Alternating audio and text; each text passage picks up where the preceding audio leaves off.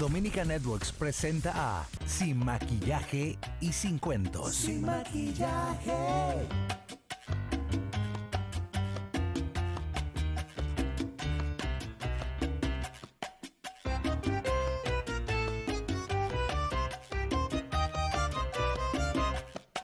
Atentos. Desde el lunes 6 de septiembre, las mañanas tendrán un nuevo orden. Distrito Informativo. De 7 a 9 de la mañana por La Roca 91.7 FM, Vega TV y Dominican Networks. Distrito Informativo. Buenos días, bienvenidos y bienvenidas a este su programa Sin Maquillaje y Sin Cuentos. Recuerden que ustedes están para compartir todo esto con nosotros a través de La Roca 91.7 como emisora matriz de 6 a 8 de la mañana con los debates, comentarios e informaciones de interés que usted espera desde el inicio de la semana como es el día de hoy, lunes. La transmisión en vivo de este espacio está Sin Maquillajes y Sin Cuentos a través de YouTube, así que pueden ir y comentar y compartir nuestro contenido a través de ese espacio. También tienen que recordar que pueden ver esta transmisión a través de Vega TV, Canal 48 de Claro y 52 de Altice, así como también llamarnos a nuestros teléfonos 829-947-9620, 829-947-9620 o a través de nuestras notas de voz al 1862-320-0075, 1862-320-0075 desde el interior sin cargos. Señorita Ogla, buenos días. Buenos días, Angeli. Buenos días a todos nuestros oyentes. Un nuevo día. Vamos a ver qué nos trae, qué depara para nosotros esta semana que, de acuerdo a lo que he visto que publican, va a ser muy calurosa. Entonces, hay que tomar las previsiones del lugar. Y vámonos, Angeli, al resumen noticioso de hoy. En Sin Maquillaje y Sin Cuentos, la entrevista del día.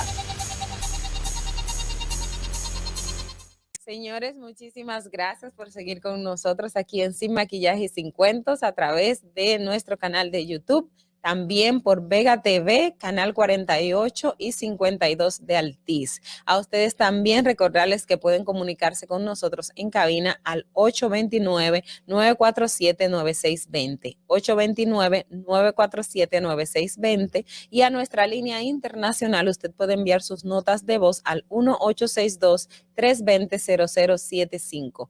1-862-320-0075. Fernando, voy contigo. En Sin Maquillaje y Sin Cuentos, la entrevista del día. Ahora sí, vamos a ir con esta entrevista muy, pero muy importante. Yo sé que hay mucha gente que está deseosa de escuchar este tema. Pero antes de pasar con nuestra invitada, debo de saludar a su esposo, Sí. el doctor Vilcíades Albert, que es un asiduo oyente de este programa y seguidor del talento que está aquí y de lo que se hace aquí. Entonces, él nos explicó ella que todos los días conecta con el programa y ella ya se ha vuelto también una oyente del programa. Lo trajo. Entonces, vamos a presentar ahora a nuestra invitada, ahora sí, que es la señora, la doctora o psicóloga. Magíster en psicopedagogía. Magíster en psicopedagogía, Emma Fernández. Ahora. No, porque el intrusismo y la cosa de psicólogo. Desde el respeto, desde el respeto. Sí, sí. Ella es Emma Fernández, que es psicopedagoga, es bilingüe, neurocoach. Y el tema que vamos a tratar el día de hoy en este espacio es cómo deben prepararse los padres y madres para el regreso a la escuela de los niños después de la pandemia. Bueno, yo dije que yo iba a ser revolucionaria cuando me invitaron, porque resulta que cuando me siento con mi esposo a conversar de qué venimos a hacer hoy, es muy fácil decir, bueno, y tengan las loncheras y recuérdense de comer sano y miren, no, aquí el foco para mí, aunque yo estoy rompiendo las reglas, yo sé, yo soy de Santiago, yo soy buena rompiendo reglas. ¿Qué pasó el año pasado?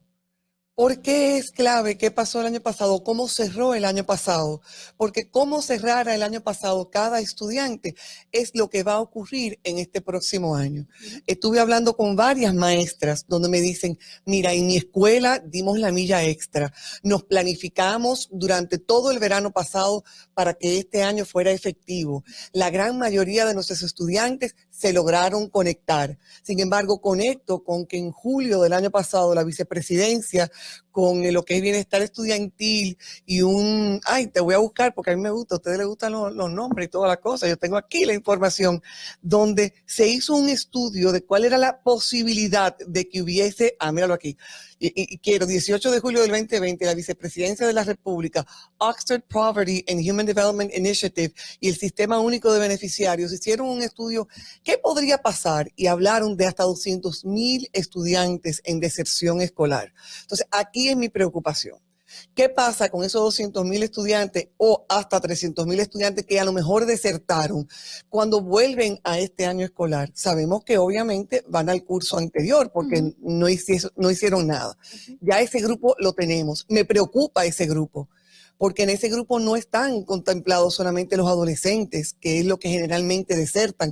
Están contemplados niños desde los 5 años de edad. Entonces, ojo, ¿dónde están esos chicos y cómo esos chicos van a volver a reinsertarse al sistema escolar? 1. 2, fueron los que fueron al año escolar. Y hay muchos, como me dijeron las maestras, muchos estudiantes respondieron al sistema. Muchos estudiantes se conectaban. La dupla casa-colegio fue clave. Y cuando esa dupla no se dio, porque que yo no quiero ser la negativa, yo soy una persona altamente positiva, pero a mí me preguntaron. Esa dupla no se dio, porque había muchos padres también ocupados en buscar el dinero para poder pagar los colegios, para poder pagar las cuentas y demás. Y precisamente pudo haber sido que en la escuela se haya hecho un buen trabajo, pero quizás en la casa no tanto. O en la casa sí y en la escuela no tanto. Y tú sabes que aun cuando en la casa se hiciera el trabajo, aun cuando en la escuela se hiciera el trabajo, hay muchos estudiantes que no responden a la virtualidad, que necesitan esa parte del contacto humano. Por eso muchos colegios tuvieron el beneficio de que a finales del año escolar el ministerio permitió un poquito de que fueran y participaran así como un chin, y un poquito aquí, un poquito allí, en especial en los cursos más bajos. Gracias a Dios hubo esa participación. ¿Cuál es mi ocupación de qué va a pasar con este año o cómo trabajar con los padres? Ok, los chicos vuelven al sistema escolar presencial obligatorio. Y es importante, papá y mamá que nos escuchas, cuando se habla de presencial obligatorio, significa que tú no tienes en este momento una opción de que, bueno, yo voy a dejar a mi hijo en la casa porque todavía estoy preocupado de que no se está manejando bien el COVID. No. El año pasado tú tenías esa opción. Este año toca que tú lleves a tu hijo a la escuela o que lo inscribas en un sistema alterno que no existe en nuestro país, lo llamado homeschooling, que en sentido general son programas extranjeros que tú tienes que hacer todo un proceso para luego acomodar o que venga a apostillar y tal. Ahora, ¿qué hacer este año? Yo quisiera saber si ya tenemos claro cuáles son los protocolos. Exacto. Si el sistema escolar, tanto el sistema público como el sistema privado, todo el mundo tiene cuál es el protocolo para volver a clases. Además del protocolo, entendería también saber qué hacer si en la escuela surge un brote de COVID-19. ¿Cómo van a manejar eso? Volvemos, protocolo. Porque es que yo no quiero sonar, por eso que estoy diciendo, yo soy una persona sumamente positiva, creo en la posibilidad de volver, quiero que se vuelva.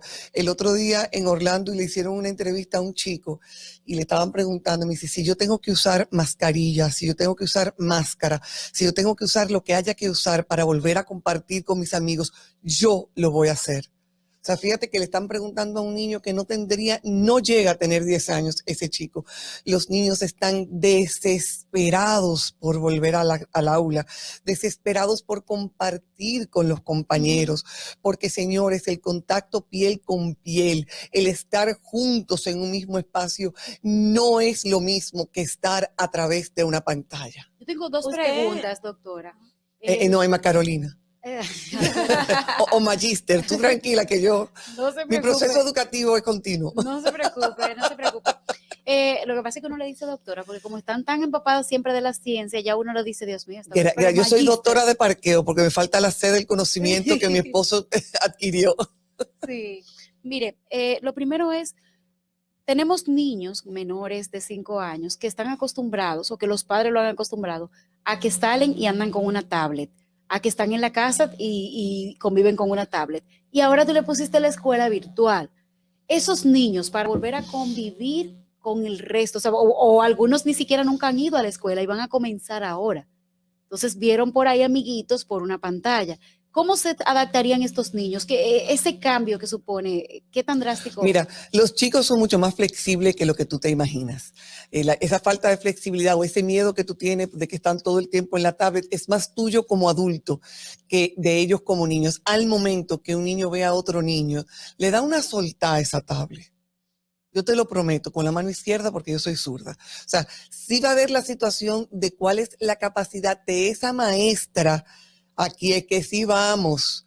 Tú sabes que la tablet y los teléfonos tienen una inmediatez que no tiene cuando tú estás en un salón de clases y hay el proceso de la toma de turnos. Ahora sí es una situación que hay que trabajar cuando volvamos al aula. O sea, esa toma de turnos, ese un momento. Y tú dirás, bueno, pero también estaba en el video. Pero tú sabes que se muteaba si tú querías. O sea, ahora no hay muteo. Entonces, esos chicos van a soltar las tablets, esos chicos van a estar en el aula. Lo que sí toma de parte de las maestras es asegurarse de mantener el alto interés, de trabajar con ellos de nuevo con la parte de la socialización, porque lo que señores, decenas de años hemos trabajado con la inteligencia emocional, este año nos tumbó duro. Señores, papá, mamá que nos escuchas, es importante hablar de pedir permiso, de dar las gracias, de ser por favor, de ceder el turno, de pedir tu turno. Todos esos elementos de la inteligencia emocional toca el retomar tanto desde el hogar ya como al momento que entremos al aula. Emma, el año escolar concluyó y ya el ministerio ha dispuesto la reapertura obligatoriamente presencial, pero ¿existe una evaluación de cómo fue o cómo concluyó el año escolar para dar paso a este reinicio? El doctor Milciades Albert me hizo esa misma pregunta y yo me fajé y escribí de todas las maneras para ver si salía algo a nivel de internet. Entiendo que tal vez es muy pronto. Te recuerdo que el año escolar real terminó el 29 de julio. O sea que para hablar de esa forma, porque fue lo que yo le dije, a mí mi ocupación no es cómo vamos a iniciar, o sea, ¿dónde estamos? ¿Quién va a nivelar a la cantidad de estudiantes que no respondieron al proceso? ¿Por qué? Porque todos los años hay un grupo que queda rezagado, eso ocurre, o sea, dentro del aula tradicional. Sin embargo, en esta situación donde hubo muchachos que no prendían la cámara o estaban ahí y estaban jugando con los aparaticos, estaban ahí y estaban viendo, iba a decir Paquito, pero yo declaré mi edad, pero eso no existe ya. Estaban haciendo otra cosa o estaban dibujando y podían tener o no la cámara prendida y no necesariamente estar interactuando. Podían incluso completar los trabajos y no necesariamente estar interactuando, que es la parte donde lleva un aprendizaje real. No solamente es cumplir con folletos, es dónde está eso, donde tú y yo estamos cuestionando. Yo no entendí esto y explíquemelo de otra forma. Esa parte fue mucho más difícil en este año escolar. Una pregunta, ¿qué debería de tomar respecto a las emociones de los hijos los padres? O sea, ¿qué aspectos deben de tomar en cuenta? Mira, lo primero es que los papás tienen mucho más miedo que los muchachos. Y ahí yo como padre necesito cuidarme de no estar, ay Dios mío, yo lo que tengo es miedo que se me le vaya a pegar una vaina a este muchacho.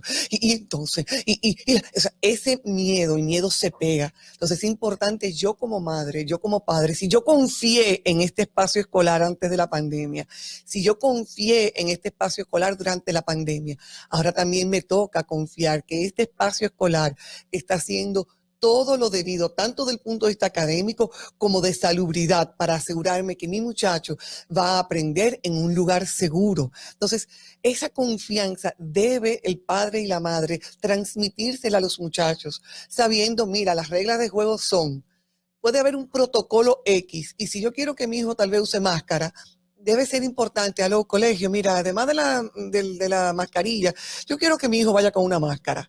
Entonces, tener una comunicación, porque esa parte de la comunicación es la que va a pausar, a calmar, a bajar las revoluciones de orden, de ansiedad, de estrés y de angustia que permitan un verdadero aprendizaje cuando volvamos al aula.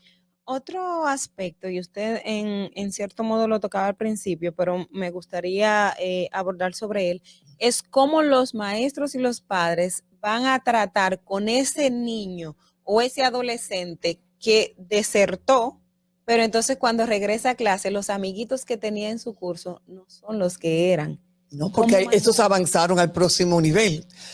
Mira, aquí hay 2 puntos. Tú hablaste de algo y antes de hablar de los chicos desertados, quiero hablar de los chicos promovidos. Todos los chicos, en un alto porcentaje los chicos fueron promovidos. Eso no implica que los chicos tuvieron un aprendizaje significativo y efectivo. Entonces, para mí tan importante es que estos chicos que desertaron, que vuelven al sistema escolar y están un año atrás, la motivación que tiene que ocurrir, entran aquí los dos. ¿Dónde está ese proceso de una parte de nivelación académica y otra parte de nivelación emocional? Yo espero que la red de psicólogos que República Dominicana tiene, la red de personas, de consejeros que la República Dominicana tiene, estén activos tanto en el sistema público como en el sistema privado, porque si no se trabaja desde el aspecto emocional, entonces mi realidad como psicopedagoga, que es ese híbrido entre psicología y educación, de establecer programas remediales, establecer programas donde sea funcional, no solamente el aspecto emocional de estos chicos, sino que esas habilidades de la atención, de la memoria de trabajo, de la organización, de la estructura, de qué voy a hacer primero, qué voy a dejar de hacer. Todo esto es parte de lo necesario para que este año, ya sea que tú vienes porque desertaste o ya sea que tú vienes promovido con lagunas o promovido, okidoki, que te fue bien, yay, me alegra. Todo esto, ¿cuándo es que va a ocurrir el proceso de nivelación? ¿Cómo va a ocurrir el proceso emocional? Porque debe ir ocurriendo la nivelación tanto académica, cognitiva como emocional, mientras se sigue presentando nuevo contenido en este año escolar. Y yo creo que ahí es la clave.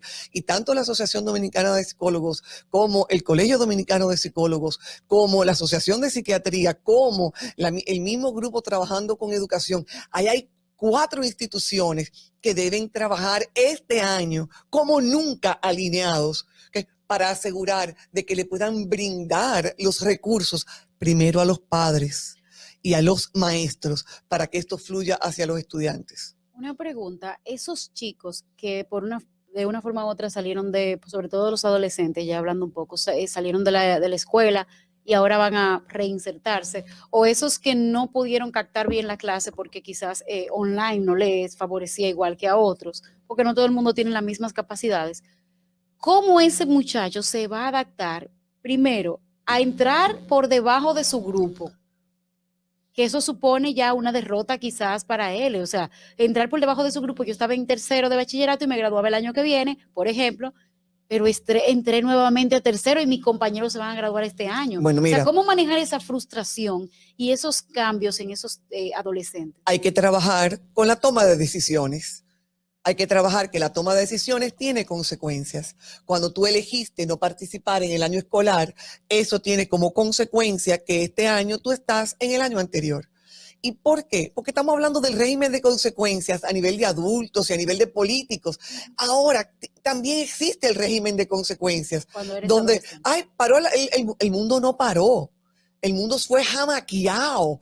El sistema escolar de todos los países del mundo fue jamaqueado. Y hay 200,000 posibles estudiantes, 200 hasta 300,000 estudiantes que entre los 5 y los 20 años a lo mejor desertaron. Volvemos que fue un estudio que se hizo el año pasado. Sería interesante ver cómo funcionó al final. Ahora tenemos que nosotros comenzar a esperar los reportes, que espero que no sean privados, que espero que sean públicos. Entonces, que podamos todos saber para poder todos aportar. Entonces, la frustración, vuelvo y cargo, hay que trabajar desde el proyecto del liderazgo. Y cuando se habla de liderazgo, no estamos hablando de nosotros decir, tú eres líder, tú eres... No, ¿cuáles son tus habilidades?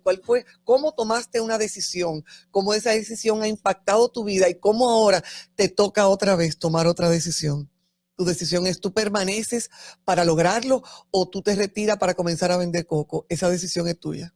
Emma, usted hacía referencia sobre la necesidad de que las 4 instituciones que manejan el tema psicología, educación, psiquiatría, se aboquen a trabajar con educación. Y eso, sabemos que los colegios privados tienen una cantidad limitada de estudiantes, el número es manejado, pero el sistema público es sobrepoblado.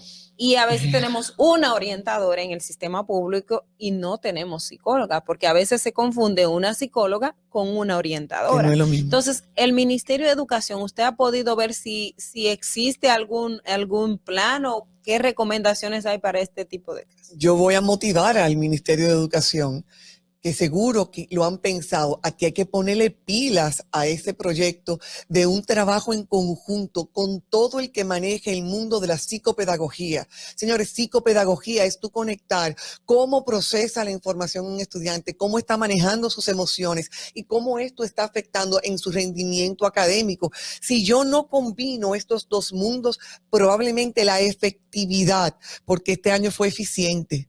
Este año fue eficiente, sí, se concluyó, fue eficiente. Ahora, el nivel de efectividad de este año es el que yo entiendo que debe cuestionarse no en lo negativo, sino, ok, dado este nivel en esta área y en esta área que fue X efectivo por debajo de lo esperado, vamos a entrarle. Entonces, hay que trabajar con todas las instituciones y con aquella población de psicopedagogos que trabajan esos dos mundos para poder hacer planes de trabajo. Si no se hacen los planes de trabajo, la deserción se va a multiplicar. Si hubo de 200,000, tranquilo, que eso se multiplica más. ¿Por qué? Porque cuando yo no logre integrarme socialmente, cuando yo no logre responder emocionalmente, cuando el material que me están presentando yo no pueda responder a él, yo digo, ¿tú sabes qué? Poco aquí, yo voy a hacer otra cosa.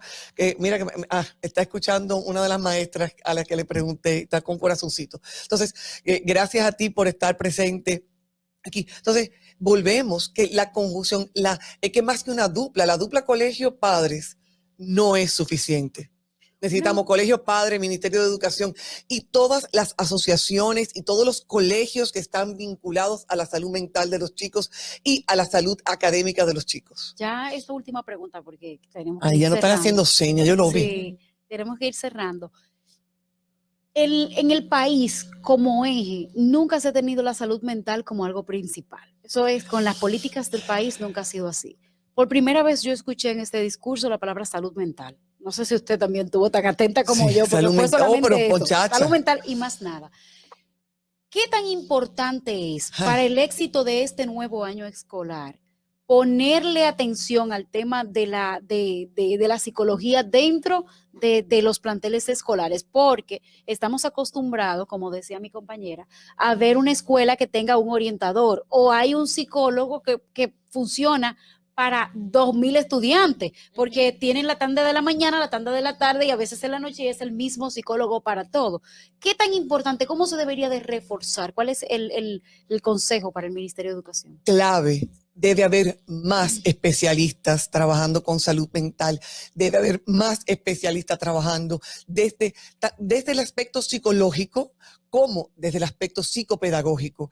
Porque, de nuevo, la intención de este año, la salud mental va a impactar de una manera extraordinaria la respuesta académica y la permanencia del estudiantado, tanto en las escuelas privadas como en las públicas, en sus procesos de aprendizaje y desarrollo de liderazgo. Es importante al Ministerio de Educación que busque conectar con estas asociaciones, con estos colegios de especialistas para poder juntos multiplicar a las personas. Y si no, entonces, ¿cómo se va a trabajar con los maestros?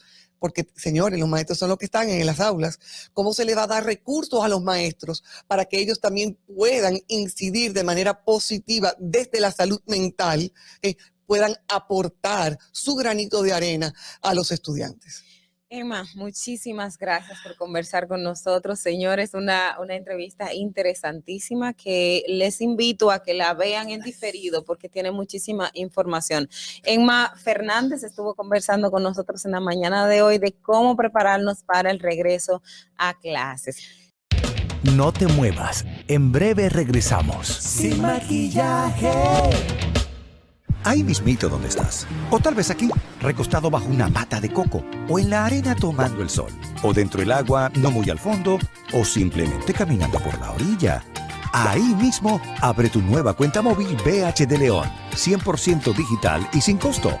La creas en minutos con 0 pesos desde Móvil Banking Personal.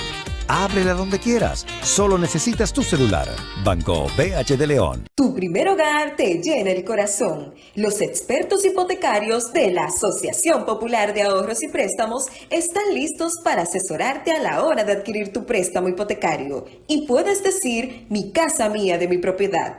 Tenemos tasas fijas desde 6.95% y con plazos hasta 20 años. Solicita tu préstamo hipotecario a través de la primera web hipotecaria del país. Accede a pap.com.do/hipotecario. Llegamos en medio de una gran crisis económica, producto de la pandemia. A pesar de eso, en solo un año comenzamos a recuperarnos y conseguimos un crecimiento económico entre enero y julio de este año de un 13.3%. ¿Qué significa eso para ti? Significa que recuperamos y creamos más empleo y pudimos aumentar tu salario mínimo con estabilidad en la tasa de cambio y una mayor producción de alimentos para garantizar el bienestar de tu familia. Estas no son promesas, son hechos. Ahora sí, el crecimiento económico nos toca a todos. Estamos cumpliendo. Estamos cambiando. Gobierno de la República Dominicana. Atentos. Desde el lunes 6 de septiembre, las mañanas tendrán un nuevo orden. Distrito Informativo. De 7 a 9 de la mañana por La Roca 91.7 FM, Vega TV y Dominican Networks. Distrito Informativo. Sin maquillaje. Estamos de regreso. En Sin Maquillaje y Sin Cuentos, la entrevista del día.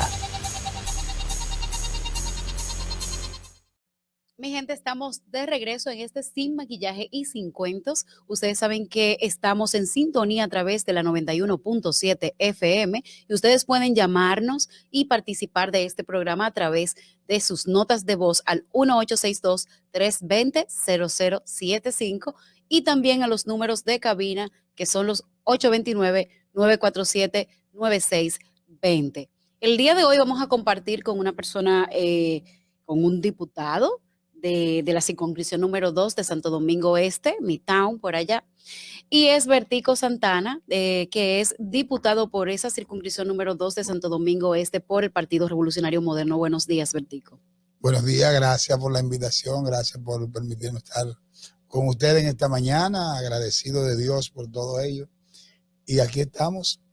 Bueno, Bertico, Ya ahora le tenía una pregunta. Yo le tengo una desde antes de usted llegar, porque definitivamente el Congreso está en el ojo público en estos momentos. E inmediatamente voy a aprovechar, tomando de pie de amigo, Vamos a aprovechar eso para muchas cosas. Debería, el Congreso lo tiene. El presidente de la República habla del tema de la propuesta de modificación a la Constitución que va a enviar con el aspecto para el Ministerio Público Independiente. Pero al mismo tiempo, él habla de que se debe poner límites al Poder Ejecutivo en el sentido de que un presidente no pueda modificar la Constitución a su antojo, pero él dice que eso no se va a hacer ahora. Mi pregunta es, Cuando el presidente de la República convoca a la Asamblea para un tema determinado de modificación a la Constitución, la Asamblea debe de conocer únicamente la propuesta de modificación que manda el presidente de la República, o tiene facultad soberana para ampliar la discusión en cuanto a la modificación constitucional. Mira, de acuerdo al procedimiento constitucional, y antes de entrar en esa materia, quiero aprovechar un espacio tan amplio como este para felicitar al presidente de la República por su primer aniversario, o continuar felicitándolo, porque ya lo hicimos, pero además de eso, felicitarlo por la actitud que ha asumido con relación al esquema de reformas que hay que hacer en la República Dominicana, que quedaron en el aire, y que vi antes de ayer, al expresidente Leonel Fernández, antes de ayer, de hablar y al país y hablar de torno a las reformas y eso. Lamento mucho que él pudiera haber tenido el poder para hacerla y no la hizo. Y al contrario, la hizo, pero para estigmatizar un poder ejecutivo, un presidente, que ellos entendían que en un momento determinado no podrían salir nunca del poder, y el pueblo dominicano tomó la decisión de sacarlo. O sea, que esas modificaciones que hizo en su gobierno Leonel Fernández no fue para institucionalizar, sino para beneficio del Ejecutivo y concentrar poder. Los hechos están ahí. Los hechos están ahí. Todos sabemos que incluso en el tema de la justicia, bueno, vamos a ir a la pregunta y vamos a caer a esos temas más adelante. Mira, la propuesta de modificación de la Constitución debe de venir del Poder Ejecutivo.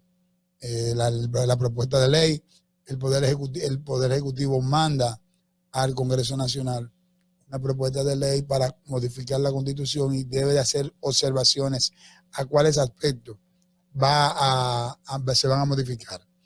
Ya en el Congreso, sometida por el Poder Ejecutivo, los legisladores pueden hacerle modificaciones y pueden colocar en ella algunos aspectos que entienden que deben de modificarse en la Constitución. Así, nosotros podemos modificar la propuesta de ley que envía el Ejecutivo, porque la que establece la Constitución es que si la propuesta de modificación viene desde el mismo Congreso, debe de tener una cantidad de legisladores, para una tercera parte de los mismos, para poder hacer la propuesta.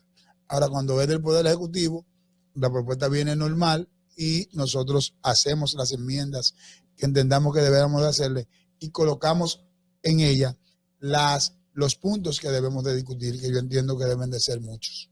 ¿Y ustedes ya tienen una idea de qué otros aspectos, además del Ministerio Público Independiente, se tendrían contemplado para una posible reforma constitucional, como lo ha planteado el presidente Abinader? Mira, no hay una discusión. Tú sabes que el tema de reforma constitucional obedece mucho, y escuché parte de los comentarios de ustedes, a las decisiones de los partidos políticos. Pero también en esta oportunidad hay muchos ciudadanos que pueden hacer presión a sus legisladores sobre algunas modificaciones. Ahora, yo creo que debemos de tener un poquito de cuidado en ese tenor, al colocar temas controversiales, porque al final lo que se busca es fortalecer la vida institucional del país, o fortalecer la justicia, que exista una garantía en un Estado de Derecho sólido, que le permita a quien está fuera ver y decir, bueno, ahí la justicia funciona. Porque te voy a decir algo, en los países cuyo nivel de desarrollo socioeconómico es fuerte y la gente tiene un nivel de desarrollo integral sólido, hay un sistema de justicia fuerte. Claro. Entonces, aquí no existe un sistema de justicia fuerte. Tú solamente tienes que ver las cárceles de la República Dominicana. Es decir, como son las cárceles de tu país, es tu país. Eso es algo que siempre se ha expresado y se ha dicho. Entonces, tú ves las cárceles aquí, son inhumanas. Si las cárceles dominicanas, eso es una cosa que es espantosa. Y tú te encuentras casos como un señor que hace 2 semanas lo pusieron en libertad, que tenía 12 años preso en La Victoria y que no tenía ni un proceso judicial. judicial. Ese es el caso de él, pero yo he conversado con el defensor del pueblo, he conversado con el de los derechos humanos, y ellos están haciendo un levantamiento de información sobre muchas personas que están dentro de las cárceles, que sus condiciones no les permiten estar ahí, gente que tienen enfermedades terminales, gente que tienen penas cumplidas, y las mismas no la han podido, no han podido salir porque no tienen cómo pagar, a veces hasta una fianza Sí, para salir y eso. Es decir, el sistema de justicia en la República Dominicana debe de fortalecerse y yo respaldo en todas sus partes las intenciones del presidente Abinader, que ha encaminado acciones concretas, no de palabras, con relación a la independencia del Ministerio Público. Debo de reconocer como dirigente del PRM que en un momento determinado muchas personas criticaron el hecho de que se pusiera un fiscal independiente, no querían que se pusiera a Miriam, no querían que esto. ¿Tenían miedo? ¿Tenían? ¿Miedo? La palabra miedo no es. Tiene que tener, es decir, no es miedo. Es decir, es un ¿Por qué tema, no quisieran a una persona como Miriam con sus características? pero no es el PRM, sino comentarios que Okay. surgieron, no es una posición del PRM, sino nosotros. Muchos decían que es una prerrogativa que tiene el presidente de poner ese Ministerio Público, que la asumiera, que después íbamos a hacer presos de confianza. Y si el presidente dijo, bueno, yo no, y lo ha dicho el presidente, dijo, yo tengo amigos, no cómplices. es verdad. ¿Entiendes? Entonces, él lo que ha dicho, el Ministerio Público está ahí y tiene todo el nivel de independencia de accionar. Y Una el presidente pregunta. es muy cuidadoso con eso. Una pregunta, Bertico. El presidente ya ha anunciado de que va a buscar de todas formas que el Ministerio Público, como ha ocurrido, por ejemplo, en Brasil, para que la operación Lavallato se diera, Brasil tuvo que independizar la elección del Ministerio Público. Y esto trajo como consecuencia el descubrimiento a profundidad de la red de corrupción más grande que lideró Brasil en Latinoamérica. Y la pregunta es la siguiente. ¿Cuál es el desafío que tiene el presidente Luis Abinader para hacer esto dentro del Congreso? ¿Con qué más o menos cuenta ahora de inicio? ¿Con qué posibilidad? Y si realmente existe la posibilidad de que teniendo una parte en contra de los legisladores, realmente esto pase. Bueno, usted tiene una parte en contra de los legisladores, pero no de su partido. No. Ayer a la Fuerza del Pueblo, antes de ayer, dijo que no, que esa modificación no va. Entonces, ¿qué tan real es que realmente pueda ocurrir esto en la República Dominicana? Mira, yo te voy a decir algo. Lo primero es que el presidente tomó la decisión de convocar a las fuerzas vivas. Los legisladores, nosotros no nos debemos solamente a los partidos políticos. Yo veía un comentario que ustedes hacían ahorita referente a esa parte. Y a la misma Constitución dice que nosotros no estamos vinculados a ningún mandato imperativo. Si nosotros tenemos un poder de independencia en cuanto al accionar. Obviamente nosotros no llegamos de manera independiente, llegamos por una organización política que tiene propuestas y tiene una visión de partido. Pero eso no funciona para las tres causales. Es un tema que lo vamos no, pero lo vamos a decir, lo vemos ahorita. Vamos a verlo ahorita. Entonces, creo que el presidente Abinader, cuando él llama al liderazgo político, hay que ser sensato. ¿Sí? El liderazgo político no puede oponerse, o no debe, no que no puede, no debe oponerse a que los legisladores asuman el compromiso en su totalidad de un ministerio público independiente. Porque si tú no vas a hacer lo incorrecto, tú no vas a tener miedo. Ahora, si tú sabes que vas a hacer lo incorrecto, tú vas a querer tener una protección en un momento determinado de alguien que cuando tú cometas un hecho, tu vecino fulano me va a defender. Yo no voy a caer preso. Entonces, si el que se oponga a una reforma como esa, tan importante para la vida institucional del país, sería una locura. Y el primero que tiene que levantar las dos manos, porque no la hizo y debió de haberla hecho, es Leonel Fernández, porque él lo decía en su discurso antes de llegar al poder en el año 1996. Pero una cosa es estar dentro y otra estar fuera. Ahora está sí, fuera. Pero por eso es que yo felicito y le saludo y le doy gracias a Dios que llegó una persona nacida posguerra, que tenga una visión diferente del Estado, de esos líderes que nacimos en el 1970 en adelante, finales de los 60. Por eso que tuve a un Luis Abinader con una visión diferente. Por eso que tuve en el PRM hay muchos jóvenes que tienen amplias posibilidades de llegar a ser presidente, porque tienen una visión de Estado totalmente distinta a ese Estado caudillista, trujillista, que era todo un presidente que envolvía todo el jefe. Eso es decir, esa visión se ha ido ya hay que irla cambiando. Y Luis Abinader tiene un gran compromiso, porque cuando él habla de cambio, o cuando la República Dominicana se habla de cambio, no era cambiar un presidente y poner otro, era crear las condiciones de empezar a hacer grandes cambios, porque el cambio no fue que tú lo produciste en las votaciones. Pero Tú existe- iniciaste el proceso de cambio en las elecciones, cambiando el presidente. Inicia el presidente haciendo grandes transformaciones Ujú. y Luis Abinader lo que está haciendo es eso, grandes transformaciones que a la larga el beneficiado va a ser el país, va a ser la sociedad dominicana. Y no, y Bertico, ¿no entiendes tú que hay o no posibilidades de que esto se logre? Porque si Claro bien que la sabemos, hay. pero tenemos un Congreso que está, por decirlo de una forma u otra, copado de muchas personas que si esto realmente ocurre, incluso ellos te estarían peligrando porque se han visto en casos de corrupción, porque lo ha salpicado casos de corrupción, y ellos también pueden sentirse perseguidos por esto. Presumiblemente.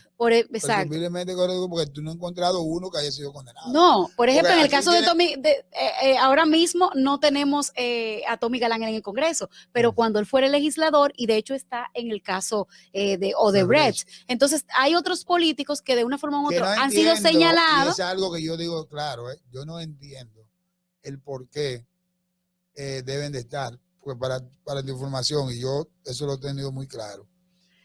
Los legisladores no tienen, desde el punto de vista procedimental legal, nada que ver con esos temas. Y te voy a poner un caso. Independientemente de lo que digan, que dan, que hay, que se firmó. El hombre del maletín. El hombre del maletín, vamos a decirlo así. Ujú.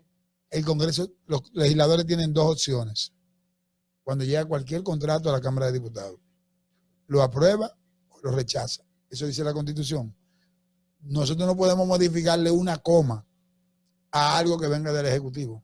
Sí, pero Entonces, para los senadores o diputados aprobarlo necesitan un quórum, y para garantizar ese quórum No, ahí es que dice que no, se da el no, hombre del pero maletín. eso es el elemento subjetivo, es decir, eso es algo, pero cuando tú vengas y le digas a Angeli que vive en Santo Domingo Este, que hay un acueducto de Santo Domingo Este, en Santo Domingo Este somos 21 legisladores. Entonces, si esos 21 legisladores proponen un acueducto para Santo Domingo Este, el Poder Ejecutivo, y Angeli le va a decir que no le va a aprobar el acueducto a Santo Domingo Este, la crucifica necesitando el acueducto. Ahora, Ya. como legislador, hay una responsabilidad de saber De seguimiento. cuánto se va de Seguimiento. fiscalizar qué se va a hacer ahí, cuánto se va a gastar, quiénes están detrás de eso. Y yo realmente quisiera ese acueducto para... No solamente quién está detrás de eso, es decir, darle sea, porque seguimiento es a la que- ejecución de la obra. Exacto. Y en mi caso, a mí me encanta esa parte.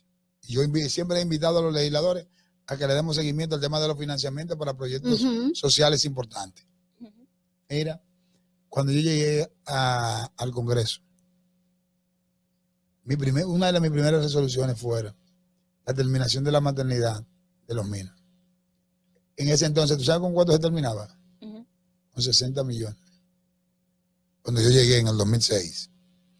¿Tú sabes con cuánto terminó Leonel Fernández la maternidad de los Minas? ¿Con ¿Cuánto dijo el presupuesto ¿Y que cuánto gastaron fue? la terminación? ¿Cuánto? 600 millones casi. ¿Y quién fiscalizó? ¿Evaluaron Ya, esa? pero está bien, pero ¿cómo tú, por ejemplo, en mi caso, yo me cansé de mandar cartas, de hacer críticas y todo eso?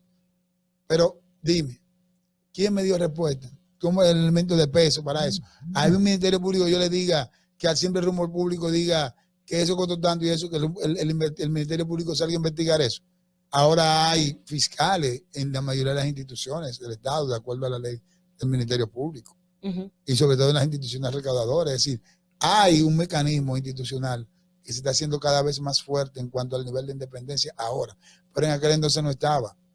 Bertico, cambiando de tema, porque son muchos los que tenemos en el Congreso Nacional.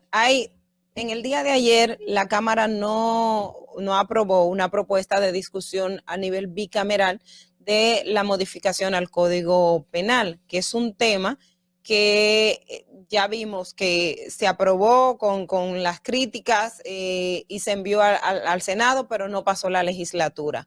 ¿Cuál es, vamos a decir, el sentir en este momento de un código penal tan necesario? Y quiero aprovechar el tema de la reforma constitucional, porque uno de los aspectos que se dice para el tema de la no inclusión de las tres causales es que la Constitución establece la vida desde la concepción hasta, o sea, hasta la muerte. Entonces, si esos aspectos, aprovechando que habrá una propuesta de reforma constitucional para ver el caso del Ministerio Público Independiente, pero que el Congreso tiene la facultad de poder ampliarlo y tener esa discusión en torno al Código Penal y sus 3 causales, en el Congreso de la República se podría dar esa posibilidad de ver el aspecto de lo que establece la Constitución, que la vida está desde la concepción hasta la muerte.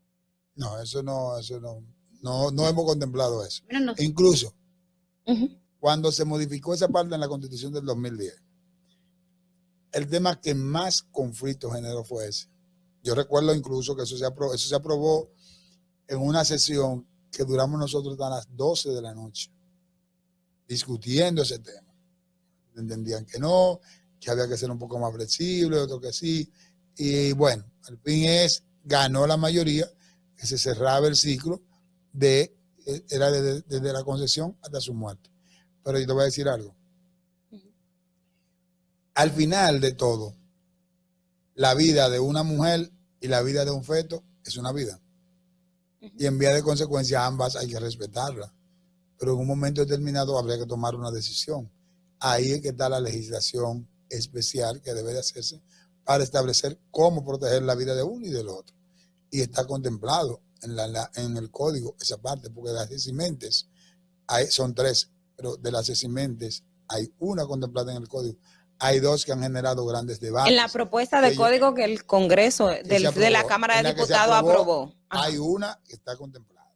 Ahora, hay una parte procedimental porque que hay que establecer claramente que está en la misma Constitución, porque hablamos del artículo el respeto al derecho de la vida. Pero después tiene el derecho a la vida.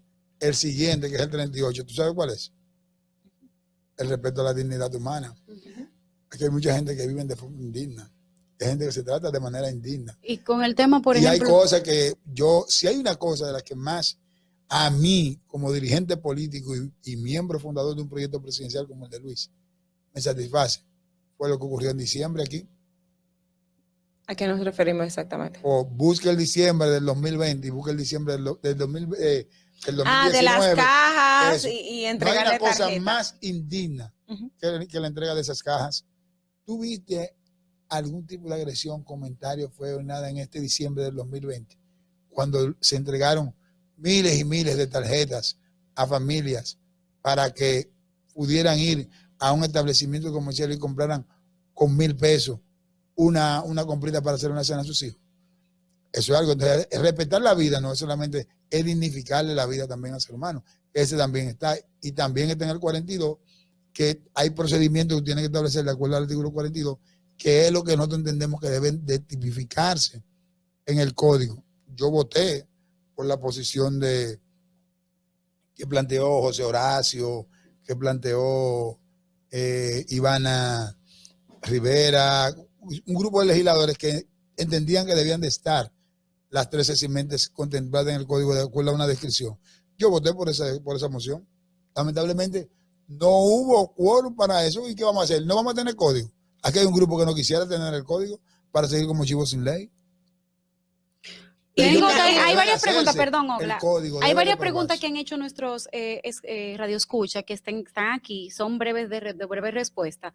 Yo se lo voy a hacer a ver qué tan rápido podemos hacerlas, porque hay personas muy interesadas en estos temas. Hay algunas que ya ha podido responder, como con el Código Penal. ¿Está usted de acuerdo con el aborto en las 3 causales?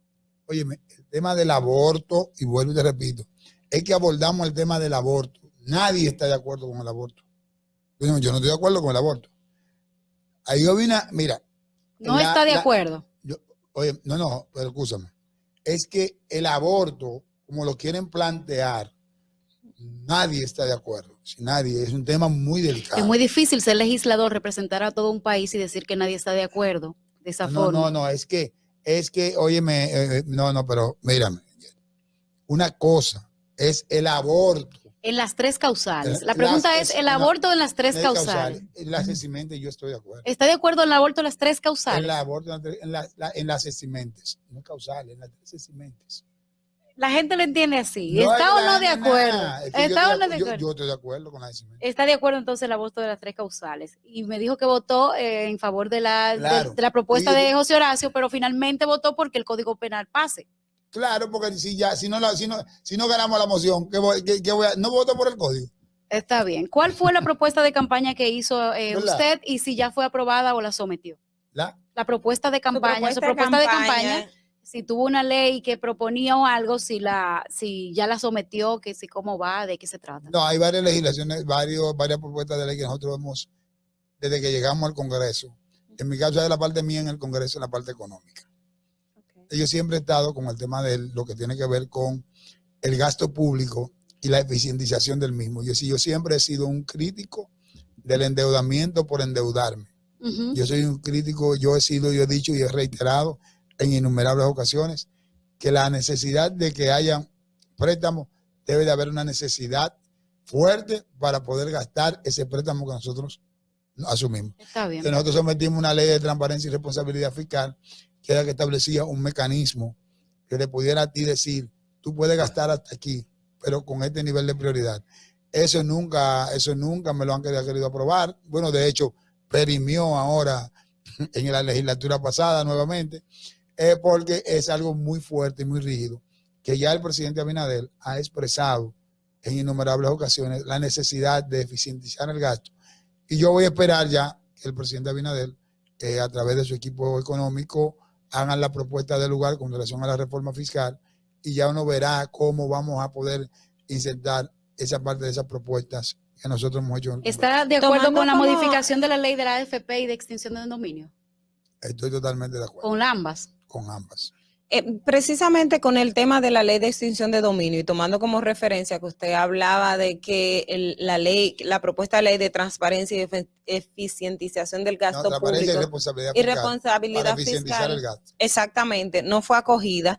Quiero saber por qué también en el Congreso, igual con el tema del Código Penal, la ley de extinción de dominio todavía es un proyecto que no ha pasado y tenemos organismos internacionales y es un requerimiento que parte de los acuerdos que República Dominicana ha asumido con los entes internacionales para tener una ley de extinción de dominio. ¿Por qué en este país todavía estamos discutiendo en relación a la ley de extinción de dominio? ¿Qué pasa? Estamos discutiendo el nivel de independencia del Ministerio Público, ahora la ley de extinción de dominio. Para hacerte por eso es que bueno que la gente se involucre, pero se involucre a través de sus representados. ¿Por qué? Porque nosotros tenemos que establecer una agenda en función de las prioridades y las necesidades para ir fortaleciendo el Estado de Derecho en la República Dominicana y fortaleciendo los poderes públicos. La ley de extinción de dominio es algo que debe de discutirse, debe de venir una discusión sincera y franca, no con un nivel de populismo que no permita de que la ley se conozca. Hay que ir madurando ya, es decir, ya en la medida que tú como ejecutivo, en el caso de el presidente Abinader ahora que está comprometido a hacer grandes reformas, cuando empiecen a encaminarse el fortalecimiento del Ministerio Público, el nivel de independencia, que exista una Cámara de Cuentas creíble, una Cámara de Cuentas que pueda tú confiar en que su accionar y su comportamiento no va a estar atado a las pretensiones del Poder Ejecutivo. Hasta que todo eso no pase, tú no vas a tener una ley de extinción de dominio que tú puedas aprobarla fácil, porque es una cadena. Porque inclusive la misma ley de lavado fue aquí un nivel de conflicto. Aquí si la ley de lavado se aplica como tiene que aplicarse. Aquí todo el mundo tuvo que ayer era preso fácilmente. Tenemos 2 preguntas más del chat. Después de concluir su mandato, ¿piensa reelegirse, ir como senador o como alcalde? Yo estoy ahora mismo en apoyar al presidente Abinader en cuanto a las actitudes que él tiene de gobernar. Mi partido deberá de abocarse. No, pero es una decisión que no está tomada en ninguno de los ámbitos. Todo el mundo ha querido que yo aspire a alcalde. Las encuestas así marcan. Otro ahora quiere que van a dividir la provincia. Que yo aspire a senador. Ahora, lo que yo sí puedo tener por seguro, y ese ciudadano puede tener claro, que yo soy un instrumento social y que me debo a lo que mis electores decidan. ¿Aspira a la presidencia de la Cámara de Diputados? Claro que sí. Sí. Es una decisión, eso es un deseo que tiene todo legislador. Los 190 legisladores quisiéramos ser el presidente de la Cámara. Pero hemos madurado muy fuertemente esa idea. Creemos que hay que empezar a caminar acciones en ese sentido. Y ya de mi Bertico, parte, ajá. una última pregunta, perdón, Ogla. ¿Está usted de acuerdo con el uso que se le está dando ahora o que ya anunció el alcalde Manuel Jiménez a lo del tema de la terminal de autobuses del Parque del Este? ¿Cree usted que él debió consensuar con la ciudadanía? ¿Fue una decisión bien tomada? ¿Usted la respalda? Mira, eso es algo que a mí particularmente no me gusta esa idea. Porque empezaron por eso, pero eso va a ir agregándole cosas, entonces no va a tener sentido la lucha si al final vamos a estar haciendo lo mismo que se hubiese hecho si tuviera la terminal. Yo creo que el Parque del Este y todo su entorno debe de haber un plan del gobierno central conjuntamente con la alcaldía y establecer un área que de verdad llene las expectativas de los municipios de Santo Domingo Este. Si empiezan por la Plaza de la Cultura, ahí van a agregarse muchas otras cosas. Debió de haber consultado antes de hacerlo, pero ya empezó. Lo que hay que detenerse y reflexionar. Si continuamos, no va a tener sentido la lucha que tuvimos. Muchas gracias. Bertico, usted hacía referencia de que está en el Congreso desde el 2006, 15 años en el Congreso de la República. Cuarto periodo ya. 4 periodos de gestión. En esos 4 periodos de gestión, ¿qué podemos exhibirle a la población dominicana? Y ¿cómo está el tema del relevo en los partidos políticos, a nuevas generaciones para que alguien surja, por ejemplo, por su jurisdicción, que ya usted tiene 4 periodos de gestión? ¿Cómo se maneja esa parte? Mira, de hablarte de los logros, y eso entendiendo que teníamos que hacer un programa especial, nos sentamos. Lo más importante, digamos, en esos 4 periodos. Lo más importante es el nivel de representatividad que tú debes tener y las luchas que tú tengas en función de los intereses colectivos. Porque el legislador es muy difícil y en mi caso me ha tocado ser legislador con el ampallo en contra, es decir, con un partido en contra. El PLD desde el 2006 no se aprueba nada, no. El 90% de las iniciativas que se aprueban son las que manda el Poder Ejecutivo. Porque el Ejecutivo era el que le trazaba la pauta. Tú sometías un proyecto de ley, te pongo el caso de la ley de responsabilidad y transparencia fiscal, pero como varias iniciativas que nosotros sometimos, nunca tuvieron cabida porque no eran del interés del Ejecutivo. Entonces, cuando hay una iniciativa que sea de interés del Ejecutivo, ahí tú puedes decir. Ahora, en cuanto a la representatividad, se puede decir, la gente nunca ha tenido una queja nuestra. Y siempre hemos estado del lado de los mejores y más sanos intereses de la gente que nos ha elegido. Hemos estado del lado del pueblo y no del lado del pueblo en términos populistas, porque cuando yo he tenido que asumir posiciones con relación a algún tema, yo le explico a mis electores el porqué y cómo debemos de hacerlo. Y por eso la gente siempre ha tenido en mí una persona que nunca va a tener sorpresa en cuanto a una decisión importante en el Congreso. Por eso ellos conmigo siempre han tenido ningún problema. Yo he sido electo ya en 4 ocasiones y de mi partido he sido el más votado en las 4 ocasiones que me he presentado. Y no tuvimos lo que queríamos ahora en el 2016, porque las encuestas decían que nosotros medíamos un 40% y éramos 27 candidatos, porque todos se pusieron a una con un tema para querer sacarnos nosotros del juego. Lamentablemente no pudieron ellos, pero sí recibí el respaldo mayoritario de la gente, aún todavía al final diciendo que yo no estaba en la boleta. Y yo me siento satisfecho cuando poder caminar y andar y estar entre la gente y que la gente pueda verme a mí como parte de ellos y no como una persona que no pueden confiar, una persona que no le ha dado la espalda a sus electores. Pero ya hay muchas cosas que yo pudiera discutirla. Te voy a enviar la memoria de este primer año ya con un Congreso a distinto, favor y un gobierno de nosotros. Te voy a mandar para que tú veas los aportes de nosotros para el desarrollo y para la flexibilidad y la y la buena gestión del gobierno central. Dice Yulisa Castillo, que es de Santo Domingo Este, lo siguiente, Bertico. Los que vivimos en este municipio nos sentimos sin autoridades, sin alcaldes, sin beneficios del gobierno central, sin nada. El sector privado se ha aportado mejor considerando que invierten más. Habría que ver la parte que ella lo pueda decir. Pues. Ella considera que están como medio alejados. Realmente yo creo, ahí le voy a decir algo a Yulisa. Con relación al tema de la basura y del manejo de la alcaldía, el gobierno central no le ha dado apoyo a ninguna ciudad como se le ha dado a Santo Domingo Este. Lamentablemente, aunque el tema no ha progresado en ese sentido, que soy una crítica y ustedes lo saben, de la gestión de Manuel Jiménez, el gobierno central sí le ha dado muchísimo apoyo en torno a eso. Ahora, hay otros temas en que Santo Domingo Este demanda realmente que, siendo el municipio más grande del país, se le pongan mucho ojo desde el gobierno central. Mira, con relación a temas como delincuencia y otros. Pero es que el tema de la delincuencia tú lo combates con oportunidades laborales. Pero en Santo Domingo Este, Bertico, y tú lo sabes, hay que cruzar para el distrito para vivir. Porque en Santo Domingo Este tú te puedes cansar de trabajar y en un momento determinado, como es, por ejemplo, voy a poner mi caso, tú llegas a un punto en tu educación que Santo Domingo Este no te ofrece trabajo. ¿Quién en una maestría, tú o estás en una zona franca o pones un puesto de chino? Pero es que yo estoy totalmente de acuerdo contigo. Es decir, por eso te dije que se combate dándole oportunidades. Y lamentablemente en Santo Domingo Este no se han dado las condiciones porque para que la gente tenga la oportunidad de desarrollarse.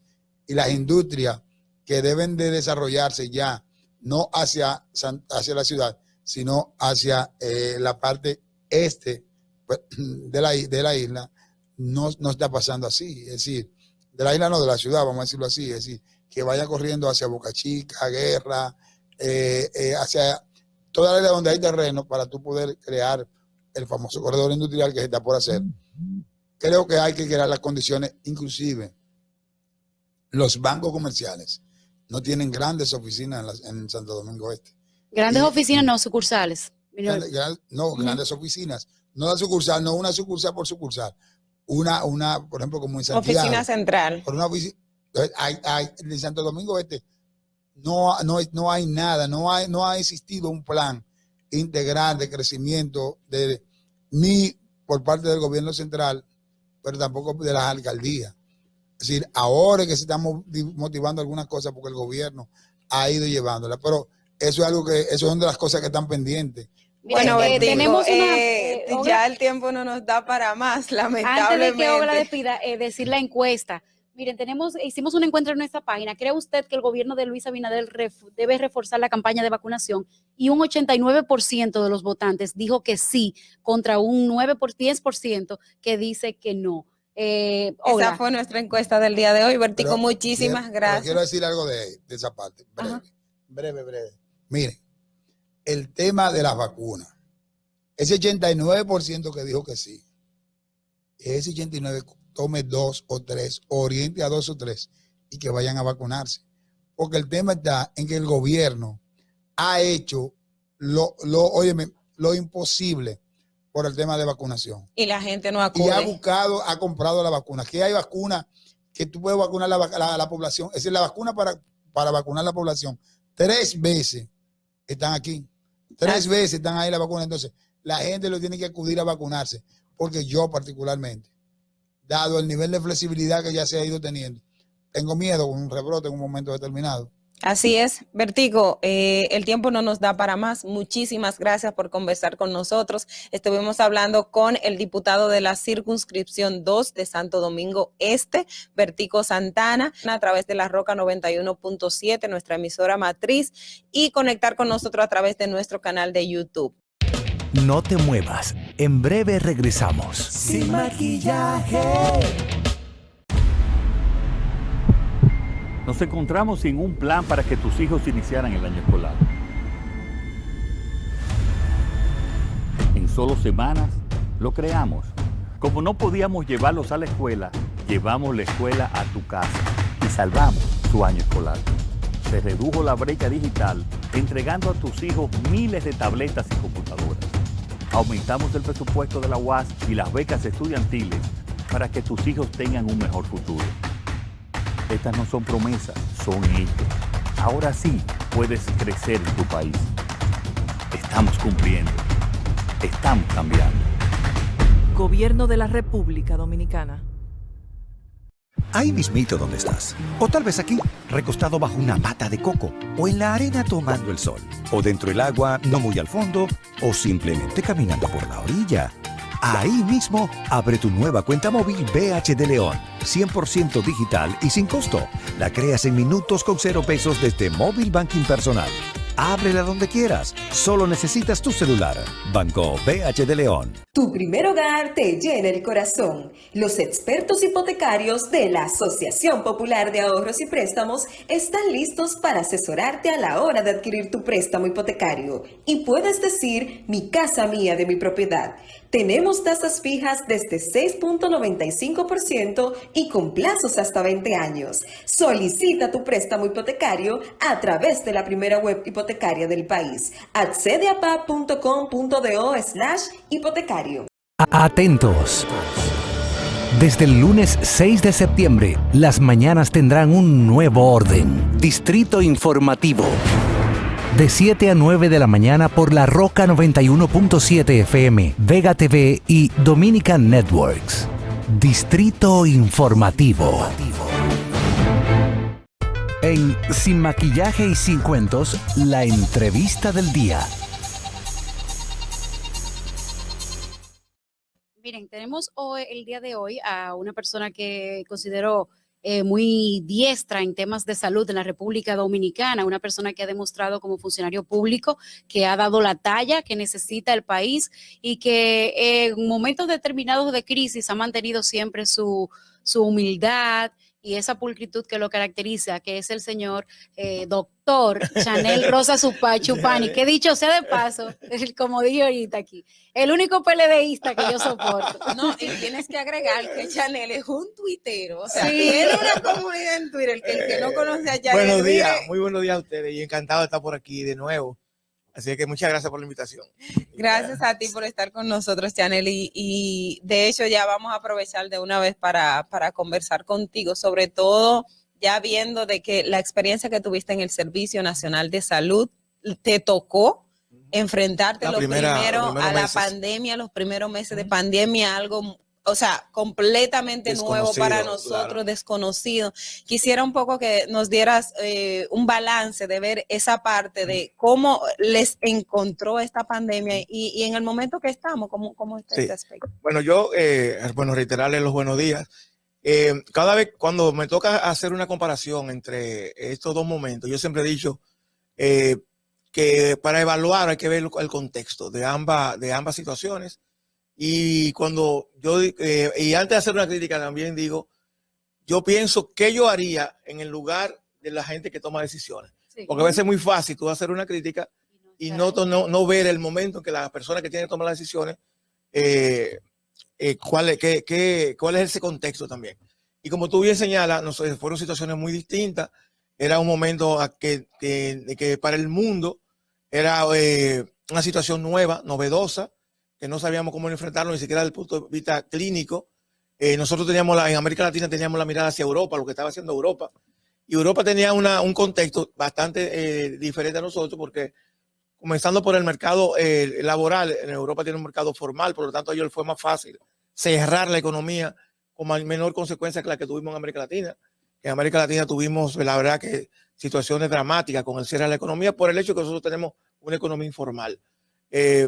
Y afortunadamente hemos ido avanzando con el tiempo. Yo digo que a veces a la política le hace falta reconocer, y sobre todo en este país que hemos manejado la pandemia durante 2 gobiernos, reconocer los éxitos que hemos tenido como país en este periodo de tiempo. Hemos cometido errores naturalmente ambos gobiernos, porque como les digo es una situación novedosa, no es tan fácil, pero también tenemos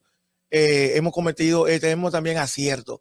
Y que el presidente Abinader decía en su discurso, nosotros estamos ahora mismo en un momento con indicadores muy buenos en manejo del COVID, gracias a la política de vacunas que lamentablemente en los últimos días se ha estancado, y aprovecho para hacerle la exhortación que hago diario a la población que no se ha vacunado o aquella población que tiene una sola dosis. Nosotros tenemos alrededor de 500,000 de personas que se han colocado la primera dosis y no han ido, Y no han vuelto más. no han vuelto a la segunda dosis cuando ya se le ha Vencido. No es vencido porque todavía tienen la oportunidad de ir, sino que el tiempo que el Ministerio de Salud le indica no han ido. Entonces la primera dosis no provoca una inmunización efectiva, o sea, menos de un 20%, por lo tanto es importante completar ese ciclo. Lógicamente, y escuché al ministro de Salud recientemente hablando de la posibilidad de que nosotros podamos tener un rebrote precisamente por eso, porque ha pasado en otros países. Tenemos una población que todavía no se ha vacunado. Nosotros hemos estado manejando indicadores en estos días de menos de un 10%, incluso un 6% de positividad.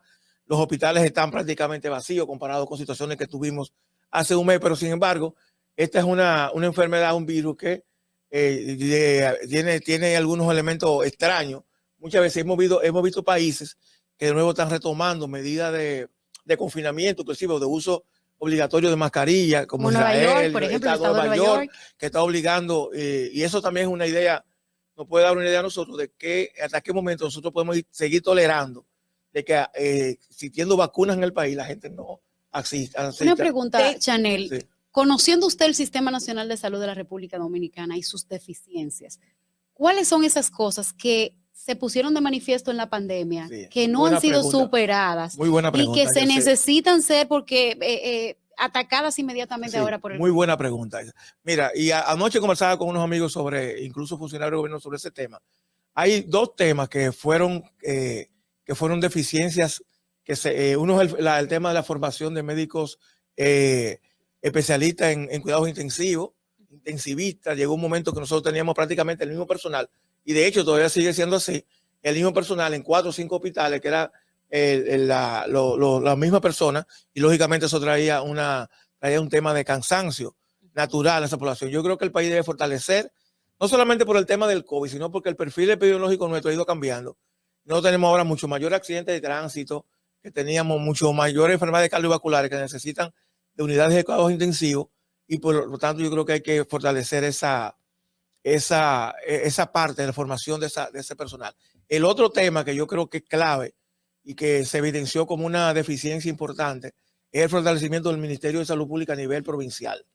Lo que son las direcciones provinciales de salud, que se demostraron que no tenían la fortaleza ni en cuanto a recursos humanos, ni en cuanto a recursos financieros, fortaleza financiera e institucional. Y yo creo que esa es una parte que el país debe fortalecer.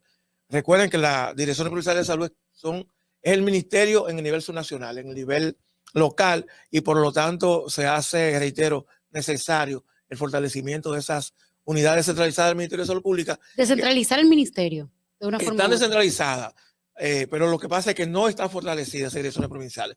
No tenemos direcciones provinciales en todo el país, pero se evidenció en la pandemia que hace falta una mayor inversión de recursos en lo que se llama salud colectiva y las direcciones provinciales de salud. Nosotros tenemos un problema, es que nosotros hacemos mucho énfasis en los hospitales. Tenemos una visión muy centrada en los hospitales. Sin embargo, la parte de salud colectiva, la parte de atención primaria, también que es importante, yo creo que ha sido la parte que tradicionalmente ha sido descuidada en los sistemas de salud por todos los gobiernos. Entonces yo creo que esa es una de las grandes enseñanzas que nos deja la situación. De hecho, iba una pregunta dirigida en ese aspecto, que tradicionalmente uno lo que ha visto de la dirección provincial, de hecho, no se le veía incluso como si fuera salud pública, porque todo se centra solo en los hospitales, pero en los hospitales generales. Exacto. Entonces, aquí el tema de anteriormente se llamaban UNAP, ahora se llaman... la unidad de atención primaria. Pero le han cambiado el nombre. Siempre aquí se cambia el nombre. La importancia de esos centros para atender COVID. Y también recuerdo el caso, por ejemplo, de Barahona y de otras zonas del país, donde llegó un momento que cuando el sistema estaba colapsando en materia de la cantidad de pacientes, teníamos casos que en Barahona no había unidad de cuidados intensivos para darle respuesta a una población. Sí, hay un tema también con las unidades de atención, unidades de cuidado intensivo, y es que el personal se concentra básicamente en la capital, en Santiago, en San Francisco de Macorís, porque ese es un personal que demanda de una alta formación y además es costoso. Entonces no hay un suficiente incentivo para irse a Barahona. Es que las ciudades no te ofrecen donde tú, por ejemplo, los Entonces, sitios donde tú estás no te ofrecen una movilidad social de desarrollo como profesional. Yo, por ejemplo, en Santo Domingo Este tengo que venir a trabajar al distrito, porque Santo Domingo Este no me ofrece un puesto. Estamos hablando de Santo Domingo Este, y Santo Domingo Este, el Gran Santo Domingo. Imagínense usted de Barahona, pues, una ciudad que está distante, San Juan, y tú tienes unidad de cuidado intensivo que va a un intensivista una vez a la semana, etcétera, porque ese es un personal bien remunerado en Santo Domingo, pero además ellos, cuando tú te acercas a ellos no solamente hablan del tema económico, dicen, bueno, la formación de mis hijos. Hay un colegio que yo lo puedo enviar a mis hijos que están estudiando inglés, por ejemplo, etcétera. O sea que hay un sinnúmero de aspectos. Yo lo vi el presidente Abinader que se molestó porque en Pedernales no había forma de intubar a una persona con COVID.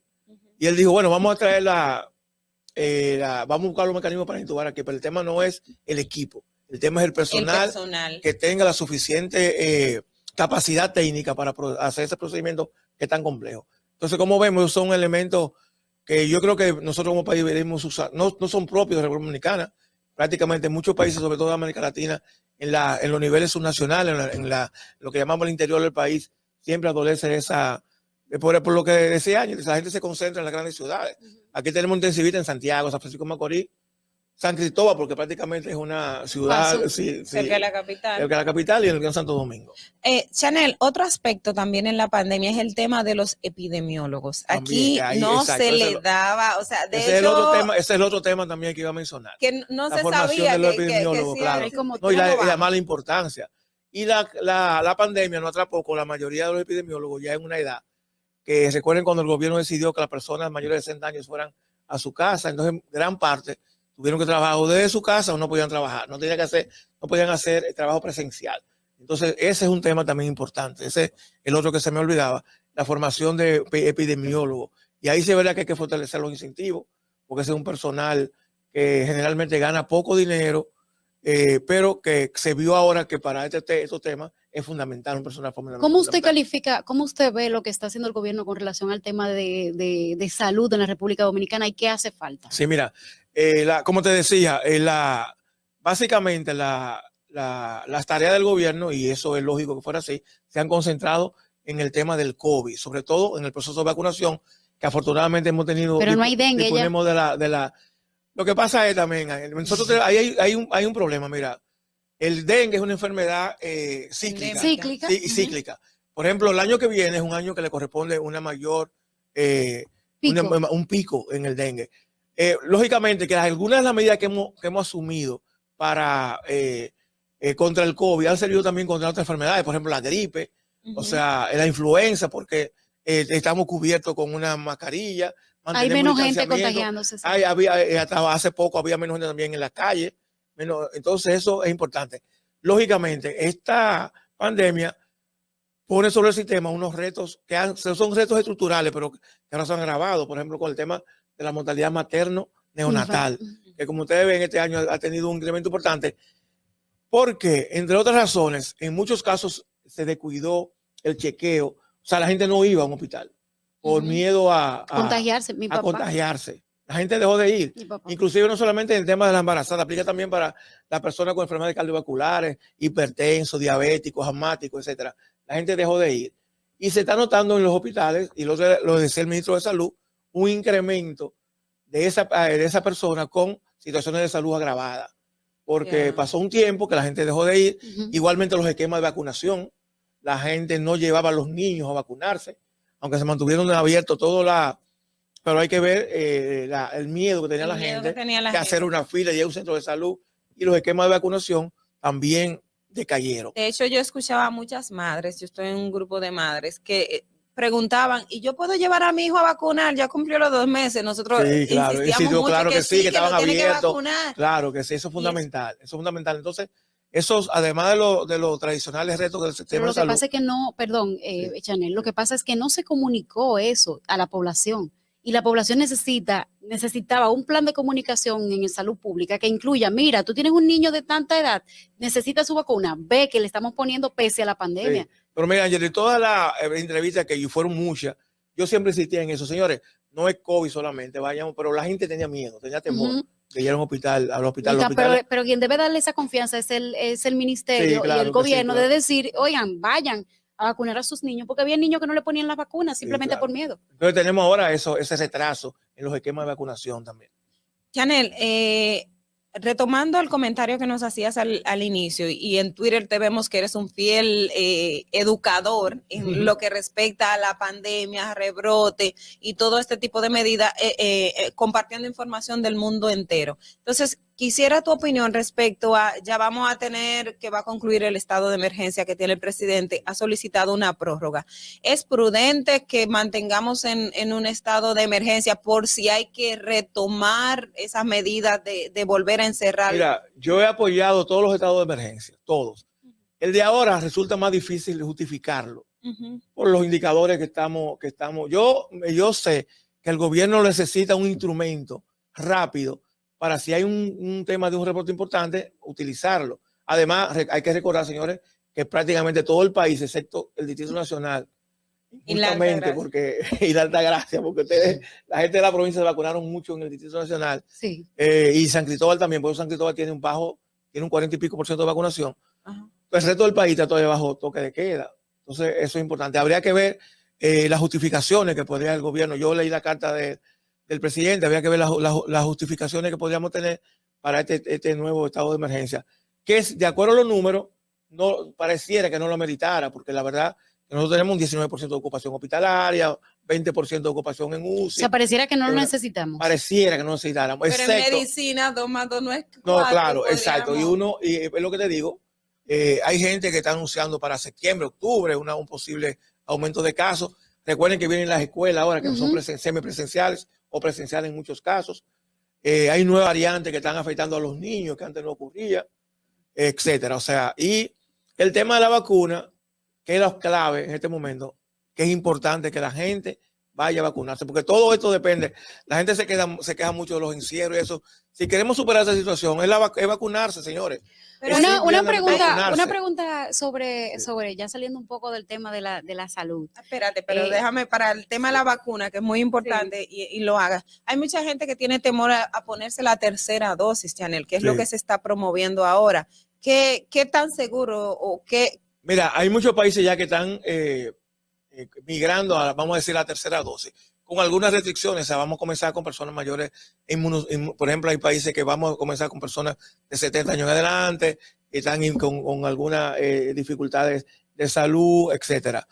Nosotros tenemos ya 500,000 de personas con tercera dosis, pero lo fundamental es la segunda dosis. O sea, no es que haya una objeción a la tercera dosis, pero porque ya las personas que tienen una segunda dosis, en cierta forma, ya tienen un nivel de inmunización bastante alto. El énfasis hay que hacer en aquellas personas que no se han vacunado, que no tienen ninguna dosis. Nosotros tenemos ahora mismo más de casi 2 millones de personas que no tienen ni una dosis o una sola dosis. Wow. Entonces, ese es el reto de nosotros, ese es el reto fundamental, porque inclusive lo que se habla del 70% de población, ya para inmunidad de rebaño, está siendo cuestionado, por ejemplo, por el hecho de que la vacuna en muchos casos no evitan la transmisión. Las disminuyen, pero lo que te evitan ciertamente es el ingreso a un hospital o la muerte.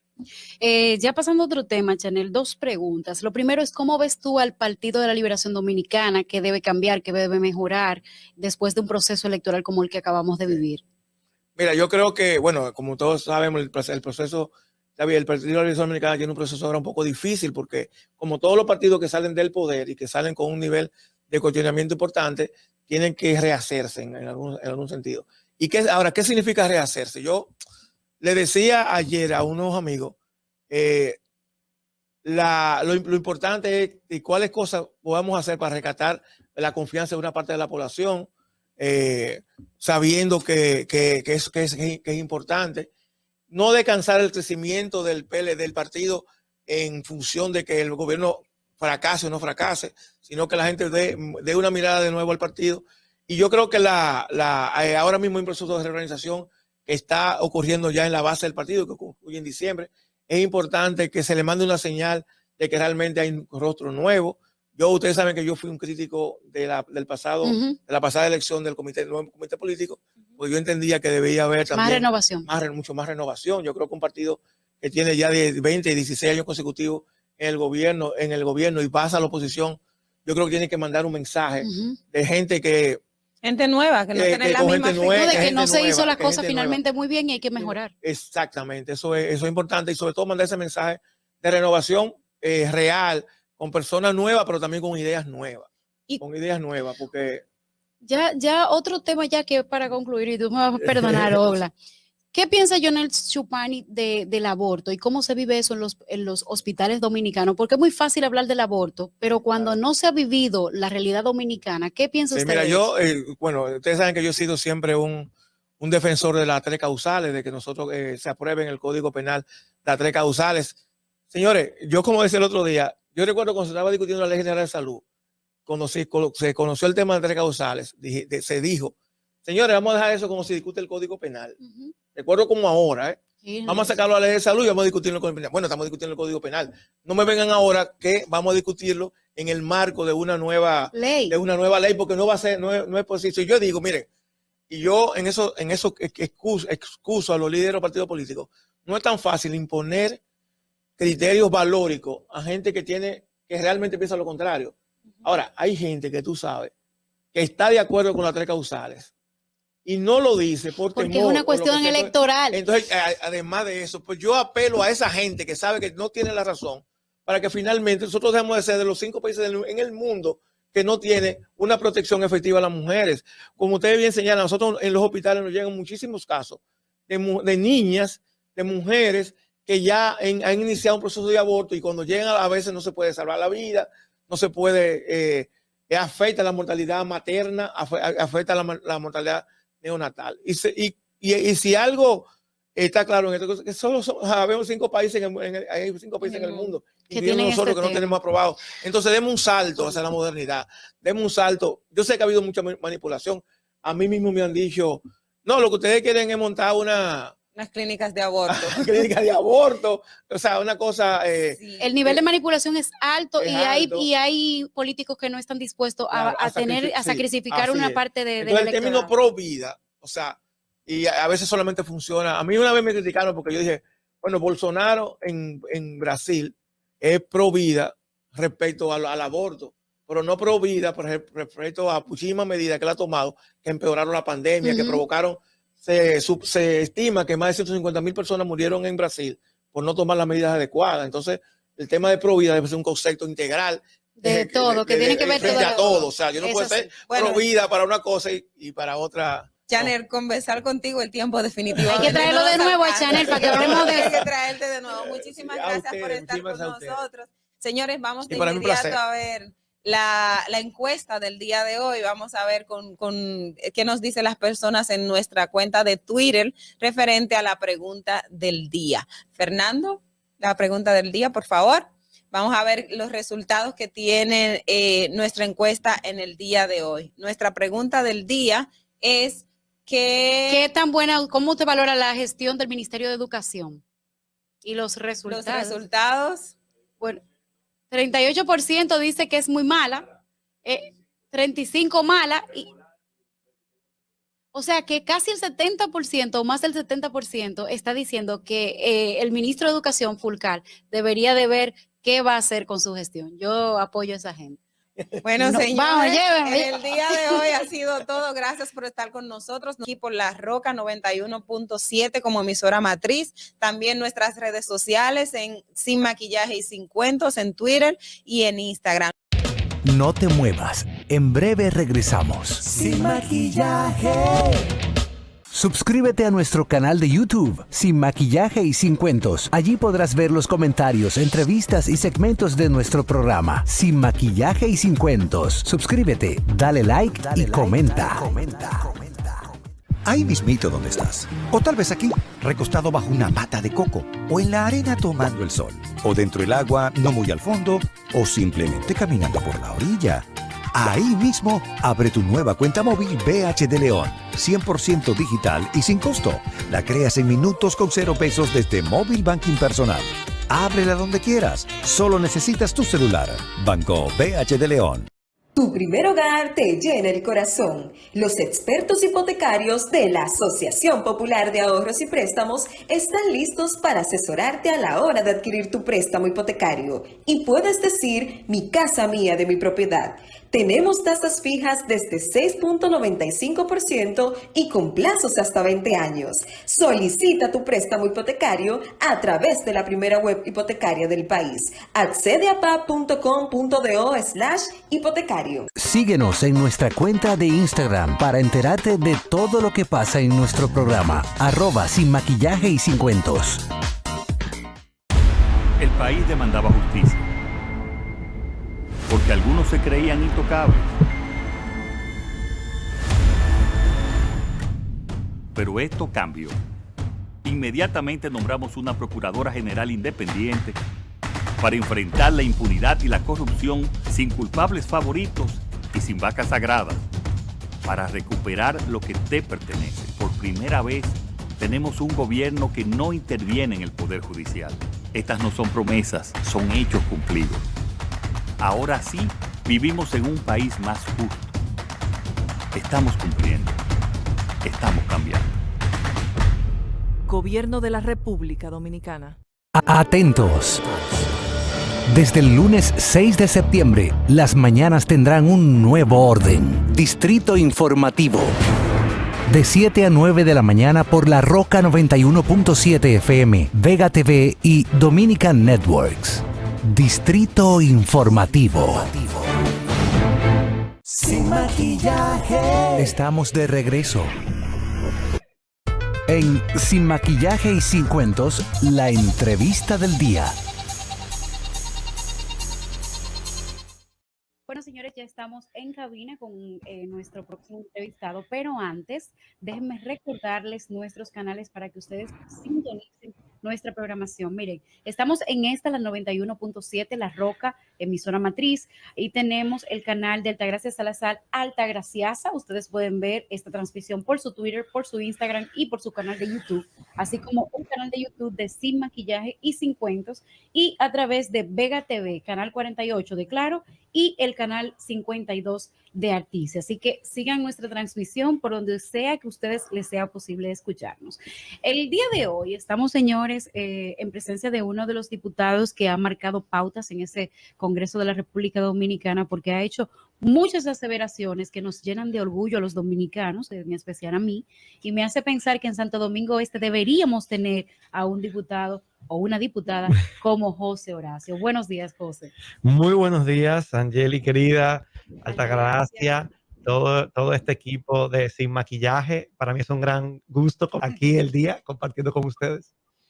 Pues, José, nosotros lo primero que te queremos preguntar, pero mira el caso, es ¿qué te parecen estas declaraciones que hace el senador Iván Lorenzo sobre que la institucionalidad, como es la seguridad jurídica de la República Dominicana se ve afectada porque aquí se están tomando medidas en contra de la corrupción y la impunidad? A mí me dio casi que vergüenza ajena ver esas declaraciones del senador. Bueno, yo creo que hay muchos otros temas por los cuales puede ser que, turistas no quieran venir a la República Dominicana o extranjeros no quieran invertir en la República Dominicana. La lucha contra la corrupción no me parece una de esas. Es todo lo contrario. Los altos niveles de corrupción que ha llegado a experimentar el Estado dominicano son una traba y un obstáculo para la inversión extranjera, porque eso eleva todos los costos. Cuando un inversionista extranjero quiere invertir en la República Dominicana y se encuentra que para cada permiso, para cada autorización, tiene que pagar un peaje extra, sobornar, se le cobra algo extra, entonces eso es un desincentivo para invertir aquí en el país, porque además, cuando viene quizás el cambio de gobierno, pues entonces ahora hay que mojar la mano al nuevo. Es lo que evade o evita que República Dominicana reciba inversión extranjera, es justamente los altos niveles de corrupción que experimentó el país. Y qué bueno que se está haciendo justicia. Al revés, que eso sirva de incentivo para atraer inversores a la República Dominicana, porque sabemos que tú puedes denunciar y va a haber un fiscal que recibe esa denuncia, investigue y sancione al funcionario público que excede sus funciones y busca ese cargo para hacerse rico. Ya se tiene que, como se decía en Marcha Verde, se tiene que acabar esa costumbre de robar. No, y hay algo que quiero añadir a eso que dice José Horacio, que la inseguridad jurídica era tal en la República Dominicana que la estructura de Odebrecht de sobornos, ellos se sentaron, los jefes de Odebrecht dijeron, ¿para dónde vamos a mover el entramado de corrupción? Porque ya no están pisando los talones en Miami. Y entre todos los países, que eran más de 13, dijeron, no, pero lo mejor que hay en República Dominicana, señores, le ha salido tan bien que en todos los países Odebrecht de una forma u otra salió, no le dieron obras, tuvo que pagar un dinero. Y aquí hasta la gracia se le dio y se le siguió contratando y se siguió haciendo todo porque la inseguridad, o sea, el tipo jurídico que había en la República Dominicana le permitió eso y más. Y se les exoneró de cualquier tipo de responsabilidad penal, con el compromiso de que ellos iban a aportar las informaciones que permitieran elaborar expedientes sólidos para sancionar entonces a sus corruptos locales.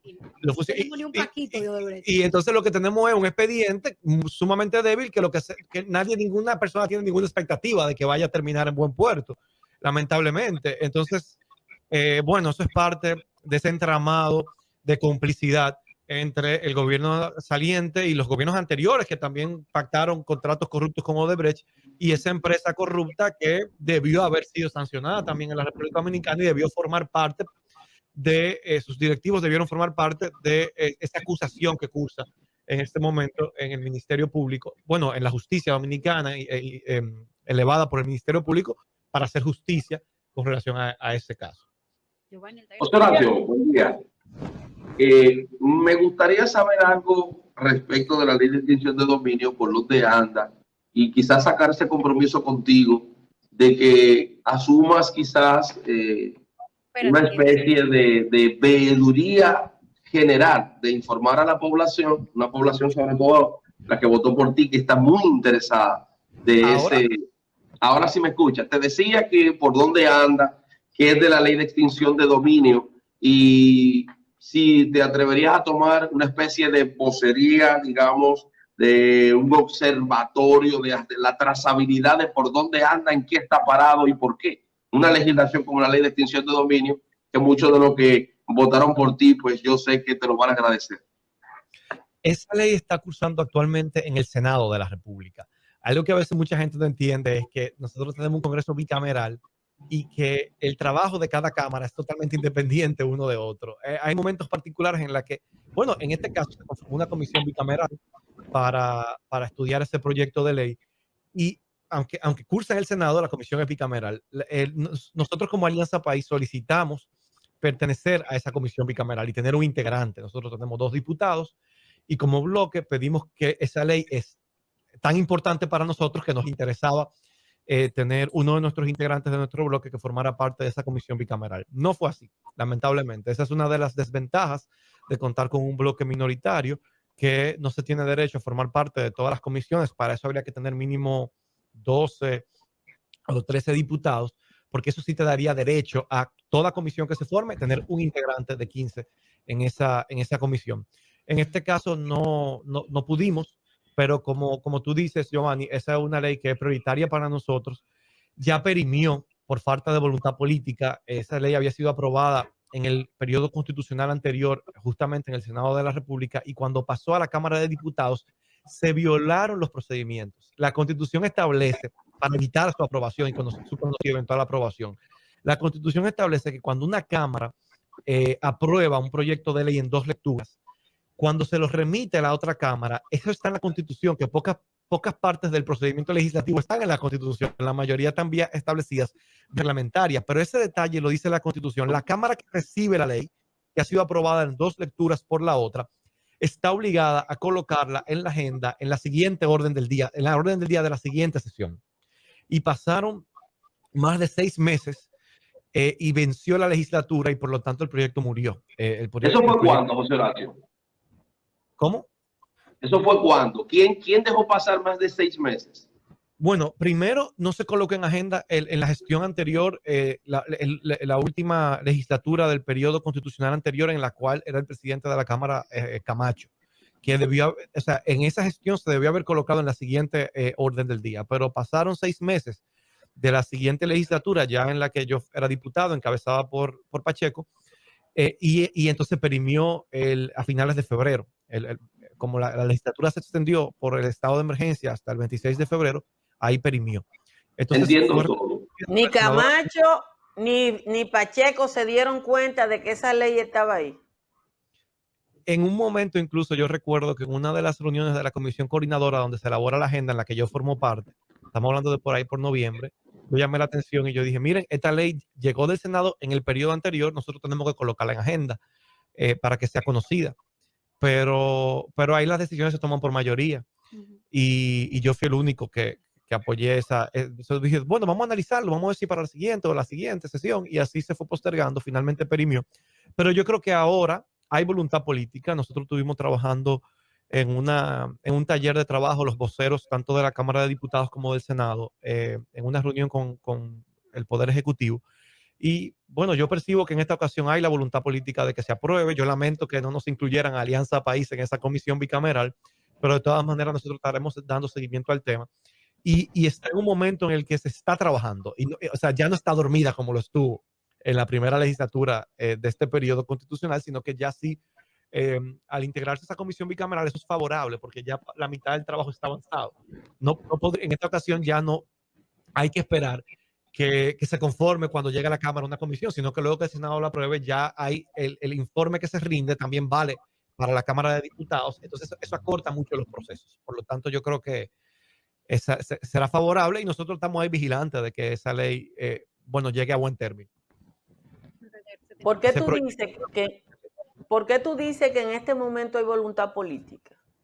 Porque percibo que desde el Poder Ejecutivo hay el interés de que esa ley sea aprobada. Y algo que yo he aprendido en este primer año como diputado es que para que algo se convierta en ley es muy difícil que se logre si existe una oposición por parte del Ejecutivo. Ahí mismo se frena. Y yo lo he visto en muchos proyectos de ley que han comenzado con buen ánimo y que de repente se paralizan y uno no sabe por qué. Y puedo poner dos ejemplos. Como integrante de la Comisión de Medio Ambiente, íbamos muy entusiasmados estudiando el proyecto de ley de aguas de la República Dominicana y después de varias semanas, de varias reuniones por semana, de lectura del proyecto, comparando dos versiones que teníamos, se paralizó el trabajo. Y de hace meses no nos volvieron a convocar más nunca para seguir conociendo ese proyecto. Algo lo paró, algo lo frenó en el camino.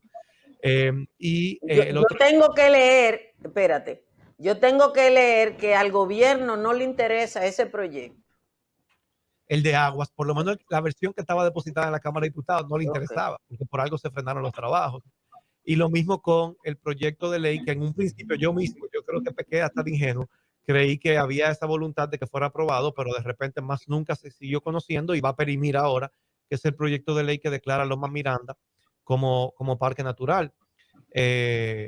Así es como está tipificado. Esa es una de las modalidades de área protegida que está en la Ley General de Áreas Protegidas, la de parque natural.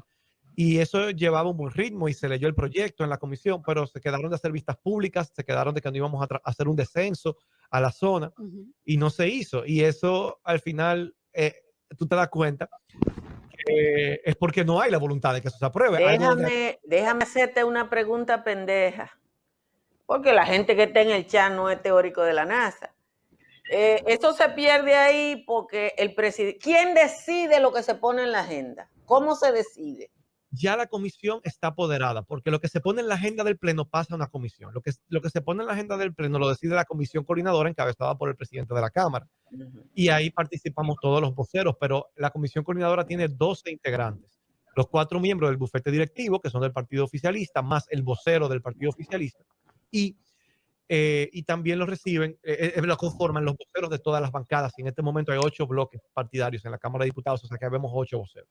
Ahí se elige la agenda del pleno. Ya eso va a comisión, pero entonces todos esos proyectos que yo estoy mencionando están en comisión. El de aguas, el de Loma Miranda, el de cambio climático están en comisión. Pero luego que si pasan 2 legislaturas y la comisión no rinde informe, el proyecto muere, el proyecto perime.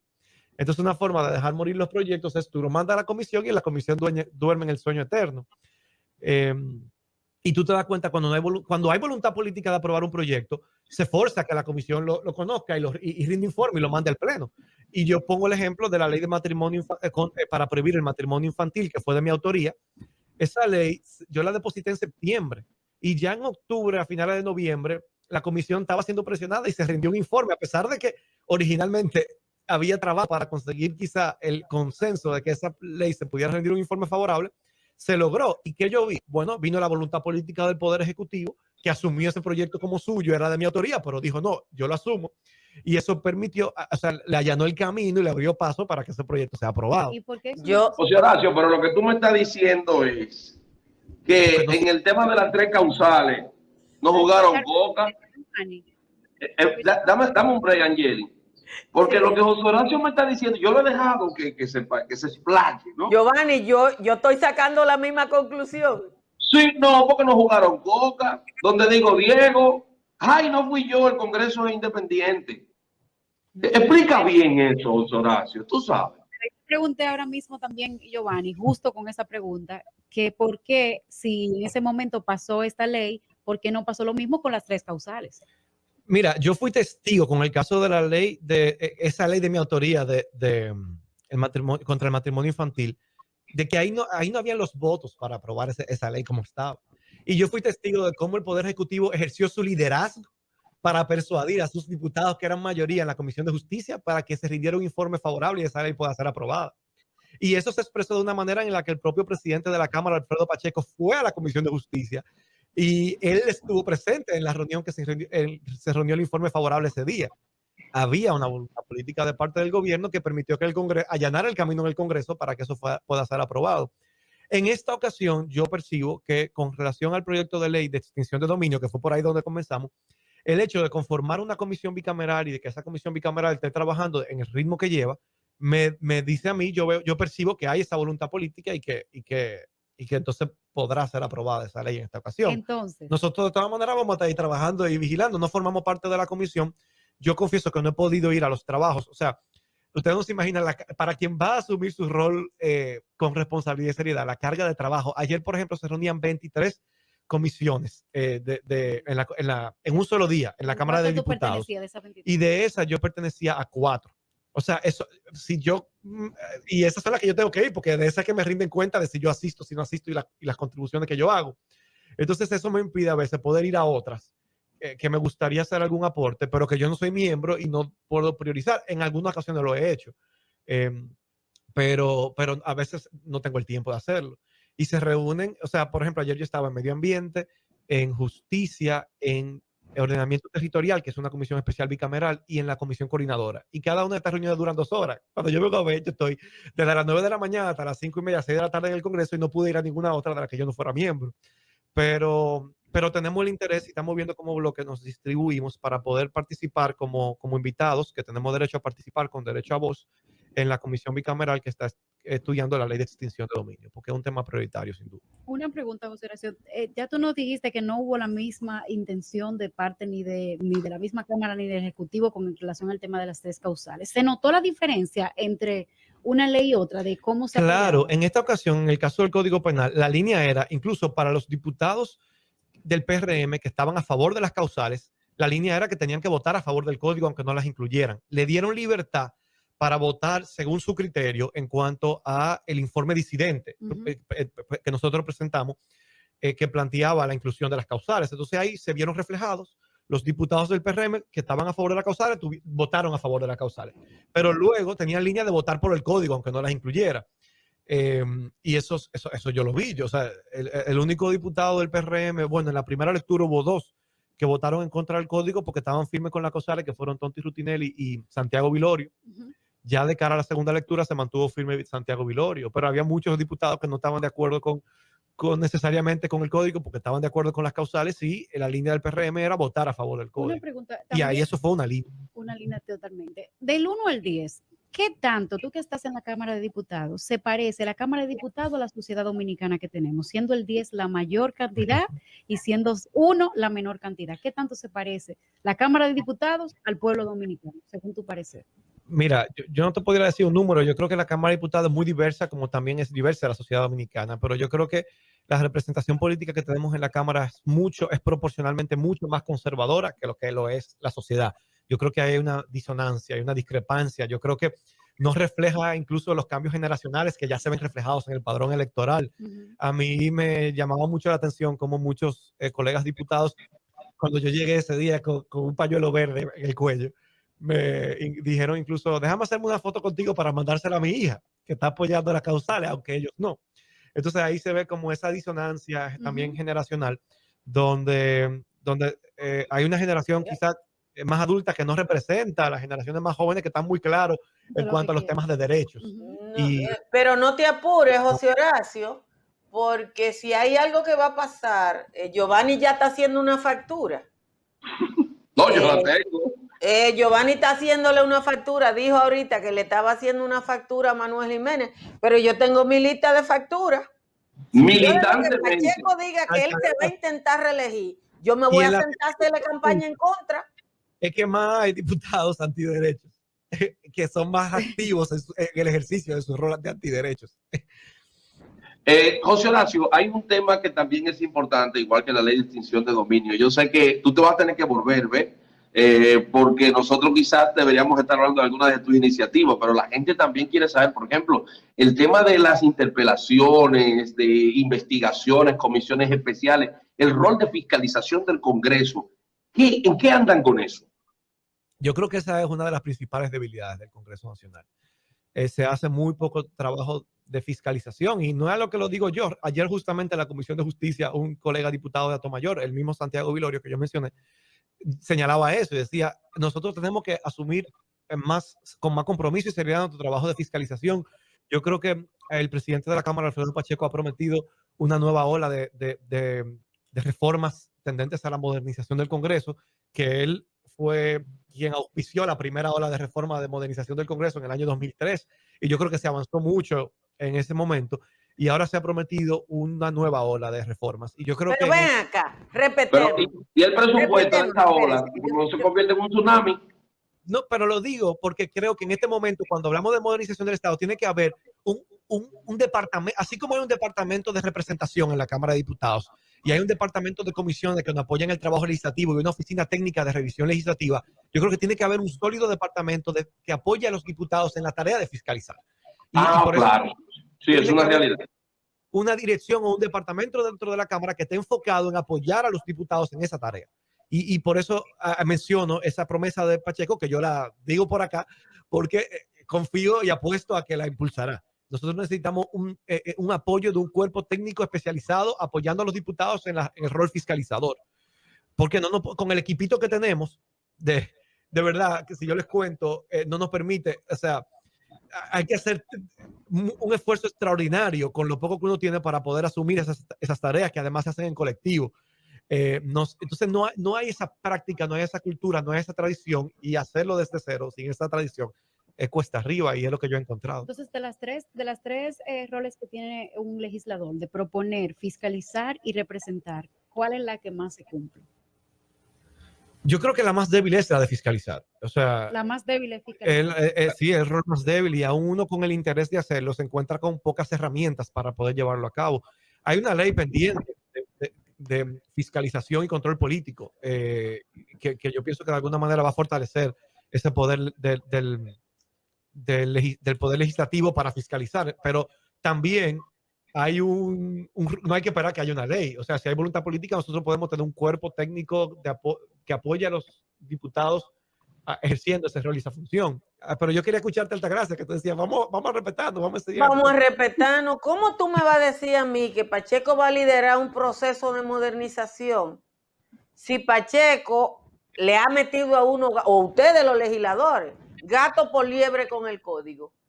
Si Pacheco es una persona que no cree en los derechos, si Pacheco no cree que a mí hay que respetarme, si Pacheco cree que a los militares hay que darle un tratamiento especial, ¿cómo él va a liderar un proceso de modernización de una Cámara? Nosotros estamos ahí y votamos en contra del código, y tú sabes que hicimos el trabajo para que ese código fuera mejor de lo que fue. Yo creo que es un código que pudo haber sido bueno, y sobre todo a última hora se llevaron de encuentro, incorporaron muchísimos retrocesos sustanciales en materia de derechos humanos que no pueden hacerlo llamar un código moderno, jamás. Pero bueno, nosotros tenemos un liderazgo en la Cámara de Diputados, ¿verdad?, que está encabezado por el presidente de la Cámara, y yo estoy diciendo aquí, o sea, estoy diciendo aquí públicamente cosas que he hablado con él en privado precisamente para comprometerlo. Porque espero José Horacio, te estás graduando de la diplomacia parlamentaria, así debe ser, debemos mostrar calidad a los jóvenes. Pero, José Horacio, yo quiero que tú nos digas algo porque ya estamos casi en la recta final y Altagracia lo mencionó de soslayo. Pero y esto de la jurisdicción militar. O sea, que quiere decir que los mismos que estaban robando, que los mismos que expoliaban la nómina, que los mismos guardias que tenían 60 sueldos, se van a conocer ellos mismos sus faltas penales, cuando ni siquiera disciplinariamente ellos pudieron tener control. ¿Cómo se puede controlar el ratón? Cabildeo para que eso se diera. Yo lo vi, un muy fuerte cabildeo, y a mí me sorprendió que al final se pudiera incluir, porque inicialmente, cuando eso se planteó en un principio, yo percibí un amplio rechazo, y me sorprendió cómo luego se giró la balanza, pero hubo un fuerte cabildeo de parte del Ministerio de Defensa e incluso de parte de algunos legisladores que asumieron ese tema como propio, y algún ex legislador que estuvo por allá también promoviendo eso. Y me sorprendió que en verdad en eso se pudiera inclinar la balanza, porque originalmente yo sentía ahí que era desfavorable la correlación de fuerzas en ese sentido, y finalmente se colocó. En las tres causales si no se inclina. Angeli, todo tuyo. Todo tuyo. Mira, José Horacio, en algún momento en tu función de legislador, tú has dicho, ¿en dónde fue que yo me metí? Y me gustaría saber qué se discutía si eso pasó en la Cámara. Sí, yo lo he sentido en más de una discusión, pero en el que sí, que tú digas, Dios mío, ¿y qué fue lo que yo hice? Es que yo no lo he pensado de esa manera. Yo no lo he pensado, ¿qué fue lo que yo hice que yo aquí? Yo lo que he pensado es, wow, ¿cuánta gente necesitamos traer para acá? Como tú, Angeli, como Altagracia Salazar, que nos tenemos que llevar para ese Congreso para que aquí se construya una nueva mayoría política que vaya a trabajar con otro cerebro. Entonces, ¿cuál fue ese día de frustración mayor que tuvo José Horacio? Que diga, Dios mío, pero es que nosotros tenemos que buscar el día de mayor frustración estábamos en el Hotel Catalonia, la Comisión de Justicia, ya en la fase final de rendir informe para el Código Penal, una larga jornada de trabajo, y salimos a una reunión hasta tarde, porque, bueno, se decidió hacer allá porque a veces en el Congreso hay muchas interrupciones y uno no se puede concentrar de lleno en el tema, y como ya teníamos que salir del código, hicimos una especie de retirada. Bueno, era solo un día, pero estábamos ahí retirados como no privado, y ese último debate yo dije, bueno, pero ¿y será que yo soy un extraterrestre? ¿Será que nada? O sea, como que me sentí muy solo, me sentí muy... me sentí como que yo era una cosa extraña, y solo en cuanto a las ideas que para mí me parecían tan sensatas y que nadie se hacía eco de ellas. Aún yo sabiendo por dentro que muchos en verdad la compartían, pero que te dejaban solo defendiéndolas y no votaban acorde con quizá las ideas que tenían. O sea, eso me afectó incluso hasta emocionalmente. Pero no te preocupes. Pero yo lo que salí de ahí fue con la convicción de que nos hace falta mucha más buena política, seguir creciendo, de que es posible. Yo tengo mucha esperanza porque yo logré ganar luego de que mucha gente me decía que era imposible que yo ganara. Entonces yo creo que así como mucha gente cree que es imposible que cambiemos esa correlación de fuerza en el Congreso, yo creo que sí es posible, pero requiere mucho trabajo, requiere muchos esfuerzos. Nosotros no podemos ver en ejemplos de países como Chile, donde un grupo de jóvenes que lideraron el movimiento social por una educación digna, luego de ser protagonistas de ese proceso, pasaron a la política y alcanzaron 4 escaños en el 2014. Y hoy en día uno de esos diputados que ganó como independiente con 20 y pico de años es candidato a la presidencia de Chile 8 años después, con apenas 35 años y con una votación de más de 1 millón de votos en las primarias. Entonces uno ve ese ejemplo y dice, bueno, eso fue un proceso protagonizado por una nueva generación de políticos progresistas, y que han hecho un trabajo extraordinario y que han hecho política en las calles con la gente y que han permitido pronto quizá cambiar el destino de ese país. Sí. Allá se han hecho 3 entregas del 10% de las AFP y hay un proceso de reforma que da gusto y que para mí sirve de ejemplo, y en el que nosotros tenemos que ver nuestra generación, Angeli. Así que muchas gracias. Muchísimas gracias. Sé que me tengo que despedir. Gracias por esta oportunidad de compartir con ustedes. Y que sepas que no estás solo. Solamente tienes una sola sociedad entera que te apoya en esas aseveraciones que tú haces en el Congreso. Y lamentablemente eres tú pero personas como tú, como Antonio Traveras y un par que hacen la función de voz de la sociedad, nos hace sentir todos los días orgullosos. Dominica Networks presentó a Sin Maquillaje y Sin Cuentos. Sin maquillaje.